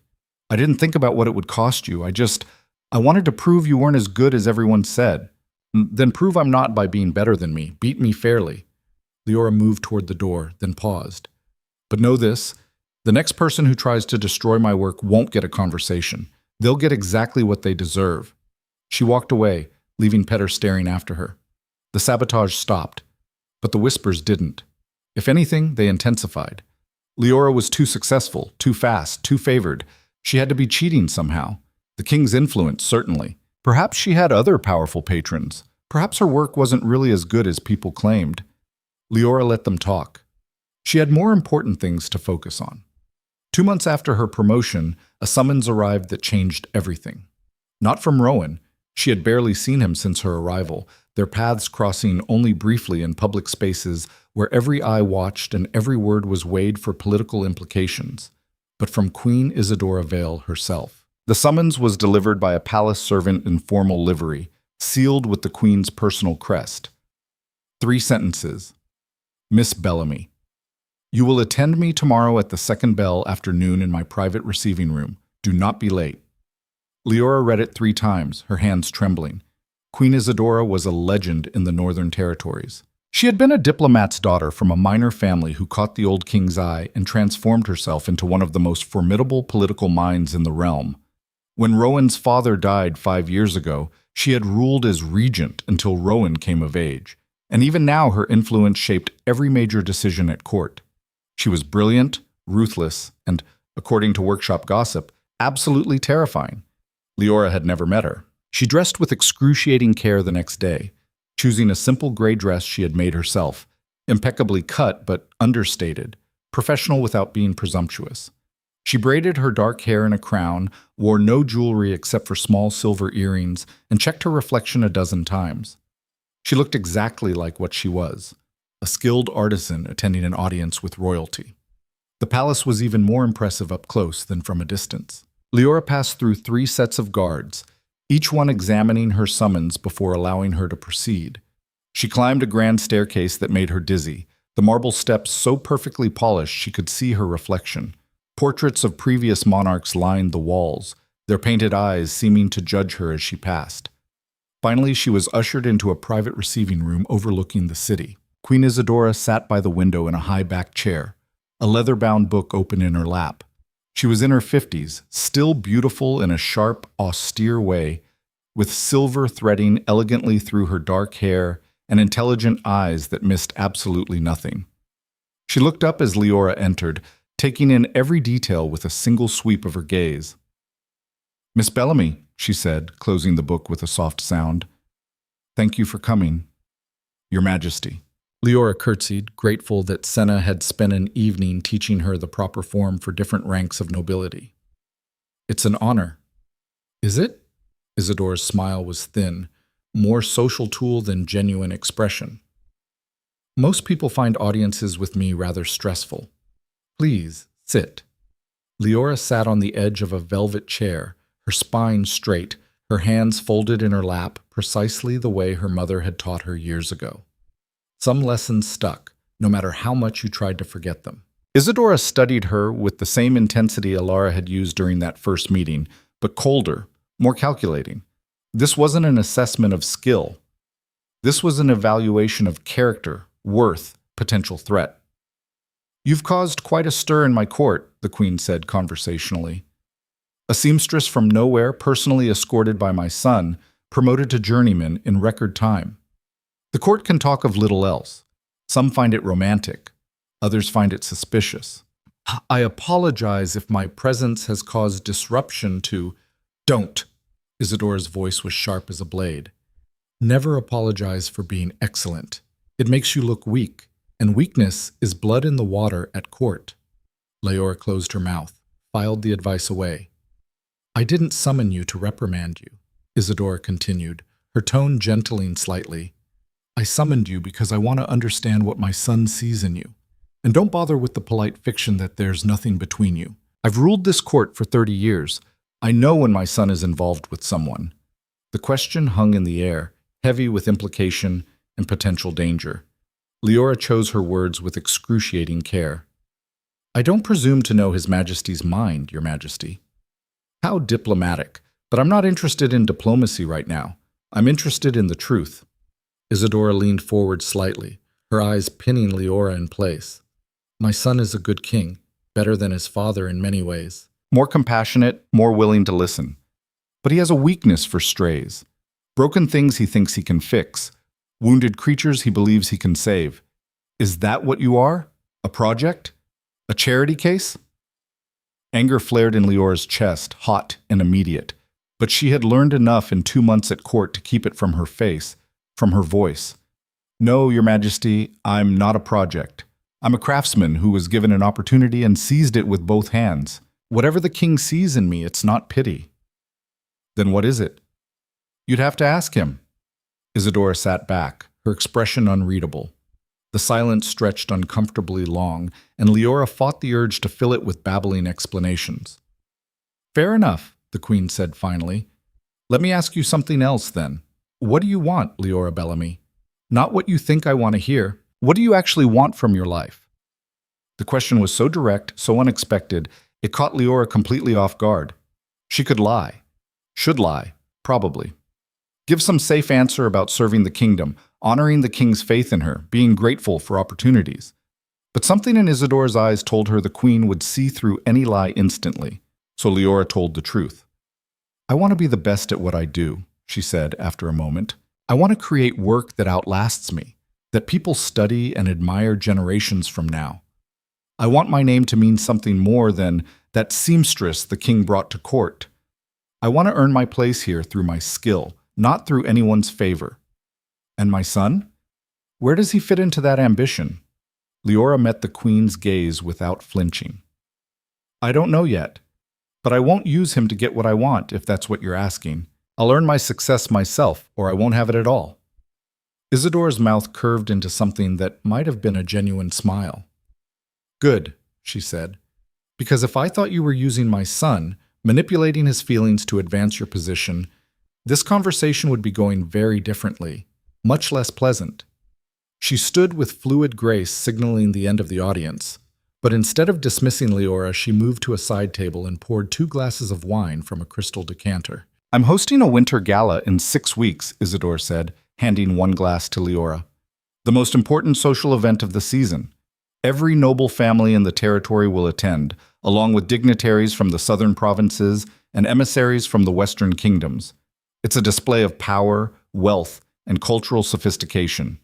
She sipped her wine, studying Liora over the rim of the glass. I want you to design something for me to wear. Liora nearly dropped her glass. Your Majesty, I'm honored beyond words, but surely you have artisans you've worked with for years, relationships built on, I do. And they bore me to tears. Isidore's eyes gleamed with something that might have been mischief. They give me exactly what I ask for, which is exactly what everyone expects. I want something no one expects. Something that reminds the court and our visitors that I'm still a force to be reckoned with, not some dowager to be patronized and ignored. She set down her glass with a soft click. Can you do that, Miss Bellamy? It was a test. Liora knew it with bone-deep certainty. Fail, and she would be dismissed as a novelty, a brief distraction the king had indulged before moving on. Succeed, and she would have the queen's endorsement, worth infinitely more than 100 royal commissions, more valuable than any amount of gold. Yes, Liora said, I can.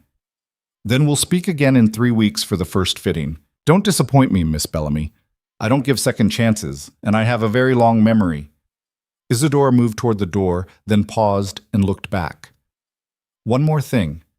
My son cares about you, perhaps more than is politically wise.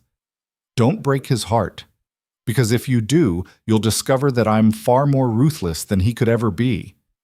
The warning delivered, the queen swept from the room, leaving Liora alone with 2 glasses of wine and the weight of an impossible commission. Liora threw herself into the queen's commission with a ferocity that bordered on obsession, on madness. She spent days in the palace library researching Isidore's history, studying portraits from different periods of her life, reading accounts of state functions she'd attended, learning what she'd worn to past events, and how observers had described her presence. She interviewed merchants who'd supplied fabric to the palace, dyers who'd created custom colors for previous commissions, jewelers who'd worked on royal pieces. She sketched hundreds of designs, each one more ambitious than the last, filling page after page with ideas she immediately rejected as not quite right, not quite perfect. The gown had to do multiple things simultaneously: assert power without aggression, command respect without demanding it, showcase wealth without being ostentatious, and most importantly, surprise a court that thought it had seen everything. After 2 weeks of false starts and discarded concepts, inspiration struck at 3 in the morning. Liora sat bolt upright in bed, her mind suddenly crystalline clear. Deep violet silk, so dark it appeared almost black in shadow, but revealed its true color in direct light. The bodice structured like armor, not decorative armor, but functional protection, with silver threading that formed geometric patterns suggesting both strength and precision. The skirt simple and elegant, designed to move like water but command attention like steel. It was bold, it was dangerous, it was absolutely perfect. She spent the next week sourcing materials, visiting every textile merchant in Whitestone and several in outlying settlements. The silk had to be exactly right, heavy enough for structure, fine enough for elegance, in a shade that didn't quite exist in standard inventories. She finally found what she needed from a merchant who'd just received a shipment from the southern provinces. A bolt of silk in precisely the right shade of violet, expensive enough to make her wince but absolutely necessary. The silver thread she commissioned custom-made from the finest metalsmith in the artisan's quarter, spending nearly half her savings on materials alone. Worth it, she told herself. All worth it. She worked in the private studio Liora had given her, door-locked, allowing absolutely no one to see the design until it was complete. She took her meals at her work table, slept on the settee when exhaustion forced her to rest, and emerged only to source additional materials or consult with specialists. 3 weeks into the project, Rowan appeared at her workshop door late one evening. Liora startled so badly she nearly stabbed herself with her needle. "Your Majesty," she said, standing quickly and attempting to smooth her disheveled hair. "I didn't. No one told me you were coming." "That's because I didn't tell anyone." Rowan stepped inside and closed the door behind him, his eyes immediately finding hers with an intensity that made her breath catch. "I wanted to see you. I've missed you." He looked tired, she realized, with a pang of concern. There were shadows under his eyes and tension lines around his mouth that hadn't been there before. His usual easy confidence seemed strained, worn thin by whatever burdens he'd been carrying. "Are you all right?" she asked, forgetting protocol entirely. "Define all right." Rowan's smile was wry, self-deprecating. "I've spent the last 2 months dealing with territorial disputes in the eastern provinces, trade negotiations with the southern kingdoms that are going nowhere, and a minor rebellion that turned out to be not so minor. So by objective standards, yes. By my own standards, absolutely not." He moved closer, his gaze sweeping over her work table where scraps of violet silk lay scattered like fallen petals, silver thread gleaming in the lamplight. "You're working on my mother's commission." "Yes. The first fitting is next week, and I'm nowhere near ready," and Liora cut herself off, realized she was rambling. "May I see it?" Liora hesitated, her hand instinctively moving to cover the partially completed bodice. "Not yet. I don't show anyone unfinished work. It's bad luck, and it invites criticism before the vision is fully realized." "Not even the king?" "Especially not the king." She met his eyes, saw the amusement flickering there. "You're the worst possible audience for unfinished work. You'd be supportive and encouraging even if it was terrible, and I'd never know if I was actually on the right track." Rowan laughed, a real laugh, warm and genuine, the sound filling the small studio and easing some of the tension from his shoulders. "I've missed you so much." The admission hung between them, vulnerable and unexpected. "You know where to find me," Liora said quietly. "I haven't moved. I'm exactly where you left me." "I know. But every time I want to visit, my advisors remind me that the court is watching, that appearances matter, that a king can't be seen favoring a particular artisan without raising questions about favoritism and corruption and undermining the integrity of the craft guilds." He ran a hand through his hair in frustration. "Politics, always politics." "They're right, though," Liora said gently. "Your position means every action is scrutinized, every choice examined for hidden meanings. If you're seen here too often, it damages both of us. You look like you're playing favorites. I look like I'm trading on royal favor rather than skill." "I know." Rowan's expression darkened. "But I'm tired of living my entire life according to what the court thinks is appropriate, what political calculations demand. I brought you here because I wanted someone in this city who saw me as more than a crown, more than a political tool, and now I can't even see you without it becoming a calculation." Liora set down her needle with careful precision and faced him fully.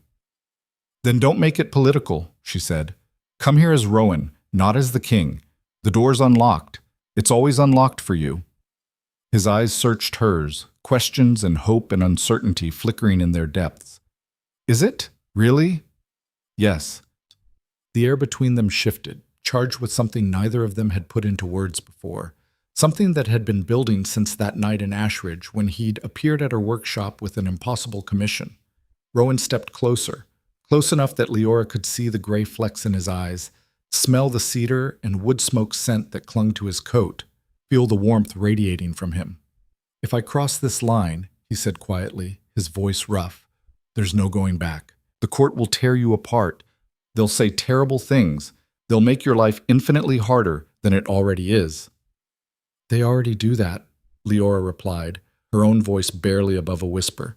"At least this way I'll have chosen it. At least it'll be real." Rowan's hand came up slowly, giving her every opportunity to step back, to refuse, to maintain the professional distance that had defined their interaction since she arrived in Whitestone. She didn't move. His fingers brushed her cheek with infinite gentleness, his thumb tracing the curve of her cheekbone. "You're extraordinary," he murmured. "Do you know that? Do you have any idea how remarkable you are?" "You keep saying that. I'm starting to believe you might actually mean it." He smiled, and then he kissed her. It was soft at first, tentative, a question more than a demand. But when Leora's hands came up to grip his coat, pulling him closer, when she rose on her toes to meet him more fully, the kiss deepened into something fierce and hungry and inevitable. When they finally broke apart, both breathing hard, Rowan rested his forehead against hers. "This is going to complicate absolutely everything," he said. "Good," Liora whispered. "I'm tired of simple." The first fitting with Queen Isadora went better than Liora had dared hope. The queen stood on the fitting platform in her undergarments, perfectly poised and unself-conscious, while Liora carefully pinned the violet bodice in place and made minute adjustments to the fit. "Tell me about the design philosophy," Isadora said, her tone conversational but her eyes sharp in the mirror, watching Liora's every movement. "It's inspired by armor," Liora explained, stepping back to check the lines and proportions. "But not decorative ceremonial armor, functional armor, the kind that doesn't need to hide what it's protecting because the protection itself is the statement." She adjusted a pin, smoothing the fabric. "The silver threading represents strength that doesn't need to announce itself. It's simply there, integrated into the structure. And the color, violet, is traditionally associated with royalty across multiple kingdoms, but this shade is darker, more complex. It suggests power that doesn't need external validation." Isadora turned slowly, studying her reflection from multiple angles. "You're saying I'm powerful enough that I don't need to prove it to anyone." "I'm saying the court already knows it, Your Majesty. This just reminds them, subtly, undeniably." A slow smile spread across the queen's face, the first genuine smile Liora had seen from her. "I like you, Miss Bellamy. You're either brilliantly brave or monumentally stupid, and I genuinely haven't decided which." "Can't I be both, Your Majesty?" Isadora laughed, a real laugh, surprised and delighted. "My son chose very well indeed, though I suspect he had absolutely no idea what he was getting into." Liora kept her expression carefully neutral, professional. "I'm sure I don't know what you mean, Your Majesty." "Oh, please. I've ruled this court for 30 years. I know when my son is involved with someone. And I know he kissed you in your workshop 3 days ago because the guard posted outside your door heard everything and reported it to his captain, who reported it to my chief of security, who reported it to me." Leora's face flamed red. That was... Relax. I'm not here to scold you like some disapproving matron." Isadora turned to face her fully, meeting her eyes in the mirror. "I'm here to warn you, woman to woman. If you're going to be with my son, truly with him, not just some temporary dalliance, you need to understand what that means for your life." She gestured for Liora to continue working and spoke as Liora adjusted pins. "The court will not accept you easily. They'll test you in ways you can't imagine yet. They'll try to break you with rumors, with social exclusion, with 1,000 tiny cruelties designed to make you give up and leave. And if you show weakness, any weakness at all, they'll tear you to pieces and use what's left as a lesson to anyone else who tries to rise above their assigned station." "I'm not weak, Your Majesty." "No. But are you ruthless?" Isadora's eyes were sharp, assessing. "Because that's what it truly takes to survive at court. Not just strength, not just courage. Ruthlessness. The willingness to strike first, strike hard, and never apologize for protecting yourself and what you've built." Liora stopped working and met the queen's gaze directly. "Your Majesty, I survived 22 years with a mother who made it her explicit mission to destroy me, to keep me small and broken and grateful for scraps. I survived walking out of Ashridge with nothing but the clothes on my back and the determination not to die. I survived raiders and wilderness, and 2 months of a court that's been systematically trying to sabotage me since I arrived. She straightened, shoulders back. If you think I'm going to break now, after everything I've survived to get here, then you don't know me at all. Isadora smiled, and this time it was sharp and approving, the smile of a predator recognizing another predator. Good, she said. Very good. Then finish my dress, Miss Bellamy, and make absolutely certain it's spectacular. I want every woman in that ballroom to know exactly who they're dealing with.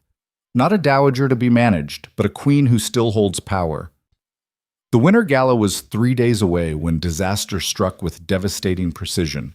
Liora was putting the final touches on the queen's gown, the last of the intricate silver threading, the hem weighted perfectly to flow without dragging, the final press of the fabric to set everything flawlessly, when Liora burst into her studio, her face pale as death. "You need to come with me right now," Liora said, her voice tight with barely controlled emotion. "Don't ask questions. Just come." Liora set down her needle carefully. "What's wrong?" "Now, Liora." The tone left no room for argument. Liora led her down to the main workshop, where a crowd had gathered in an uncomfortable semicircle. The normal sounds of work, looms clattering, conversations flowing, apprentices calling questions, had gone silent. In the center of the room, surrounded by shocked artisans and curious onlookers, stood Margaret Bellamy. Leora's blood turned to ice in her veins. Her mother looked older than Liora remembered, harder, her face carved with new lines of bitterness that made her look ancient. But her eyes were the same, cold and calculating and full of malice, burning with the same hatred that had defined Leora's entire childhood.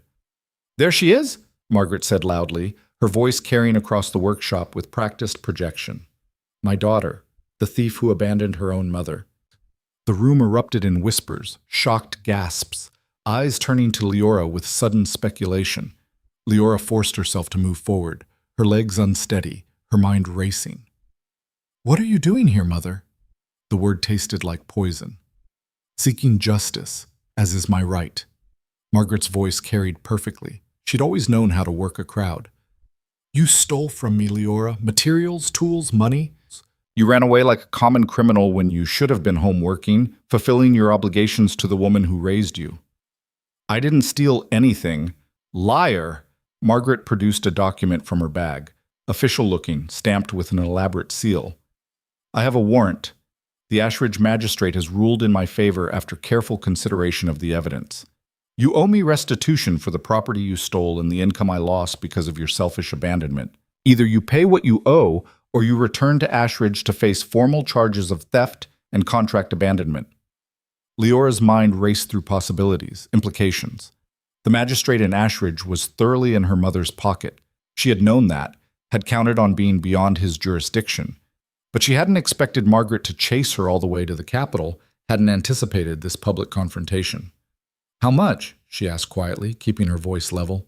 500 gold marks. Gasps rippled through the crowd. 500 marks was a fortune, more than most artisans earned in 3 years, more than Liora had saved in her entire time at the workshop. "That's extortion," Liora said sharply, stepping forward. "Pure extortion. She doesn't owe you anything, and that warrant has no legal standing in the capital." "The magistrate disagrees with your assessment." Margaret's smile was pure poison, calculated cruelty. "And unless she pays immediately, I'll have her arrested and forcibly returned to Ashridge for trial. I'm told the penalties for theft from family are quite severe, several years of indentured labor at minimum." Leora's hands clenched into fists at her sides. Her mother had planned this perfectly, waited until Liora had built something real, had something precious to lose, had finally found solid ground beneath her feet, and then struck with surgical precision. "I don't have that kind of money," Liora said, the truth bitter on her tongue. "Then I'm afraid you'll have to come back with me." Margaret stepped closer, her voice dropping to a vicious whisper only Liora could hear. "Did you really think you could escape me? Did you honestly believe you could just walk away and build a shiny new life while I rotted alone in that miserable workshop? You're mine, Liora. You've always been mine, and I'm going to drag you back where you belong." "No." The voice cut through the tension like a blade through silk, clear, commanding, absolutely final. Rowan stood in the doorway of the workshop, flanked by two palace guards in full formal armor. His expression was carved from ice, his eyes blazing with controlled fury that made the temperature in the room seem to drop. "She's not yours," he continued, moving into the room with the easy authority of someone born to absolute power. "She's a free citizen of this territory under my personal protection, and you have no authority here." Margaret's face went white, then red, then mottled purple. "Your Majesty, I didn't mean I have a legal warrant properly issued. From a frontier magistrate with absolutely no jurisdiction in the capital or any chartered city." Rowan's tone was pleasant, conversational, which somehow made it more terrifying. Any warrant issued in Ashridge carries no legal weight whatsoever within Whitestone's boundaries. And even if it did carry weight, I would personally overrule it, as is my right as sovereign of this territory. "You can't just, 'I'm the king,'" Rowan said softly, dangerously. "I can do whatever I want.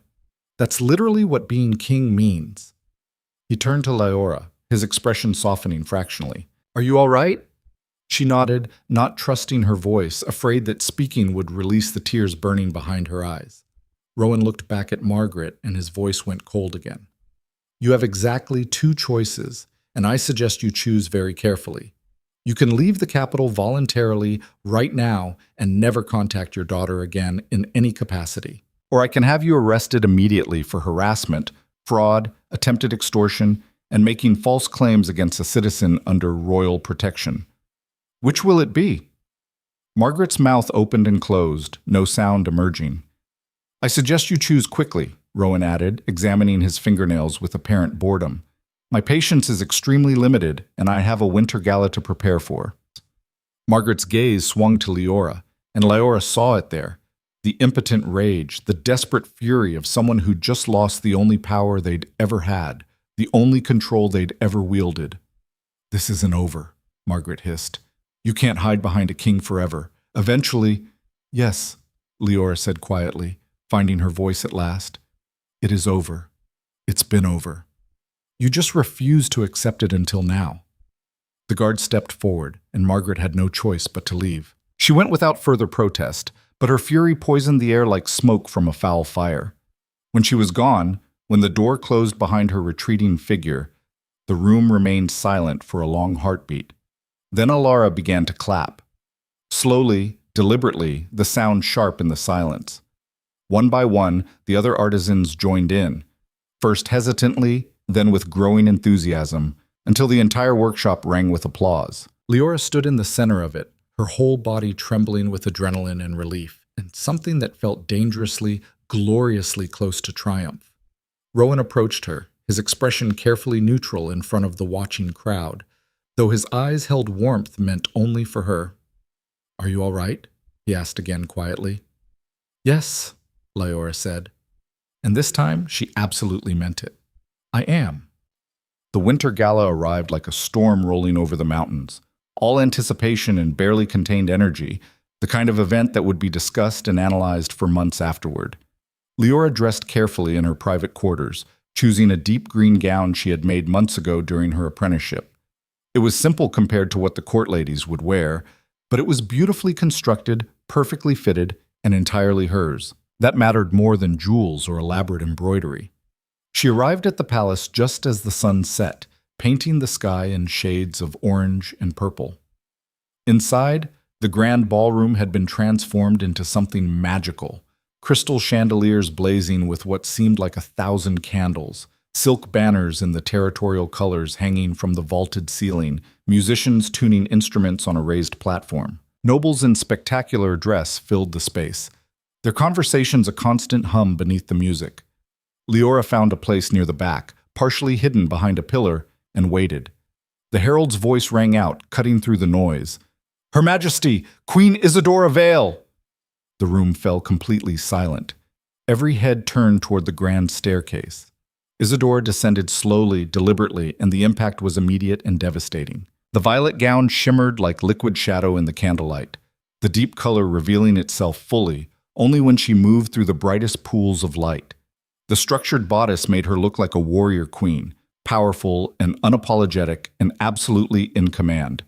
The silver threading caught every flicker of flame and gleam of chandelier, creating the impression of barely contained lightning. As she moved, the simple skirt flowed around her like dark water, commanding attention without demanding it, impossible to look away from precisely because it didn't try. She was magnificent, absolutely, utterly magnificent. The court stared, transfixed, unable to look away.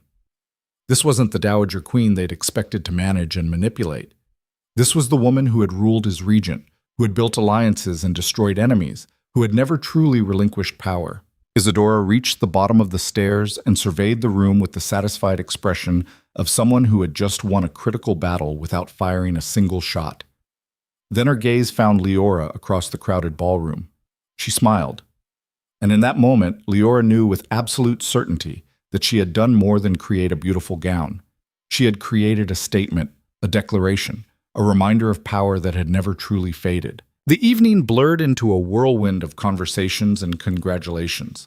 Court ladies surrounded Liora before the first dance even began, demanding to know when she could possibly take their commissions. Merchants offered to supply her with unlimited materials at preferential rates. Even nobles from the southern provinces, visitors who had no reason to care about a local artisan, requested formal introductions. But the moment that truly mattered came hours later, when the dancing had begun in earnest and couples whirled across the polished floor, when Liora slipped out onto a balcony for air and solitude. Rowan found her there, leaning against the stone railing, watching stars emerge in the darkening sky. "You did it," he said softly, coming to stand beside her.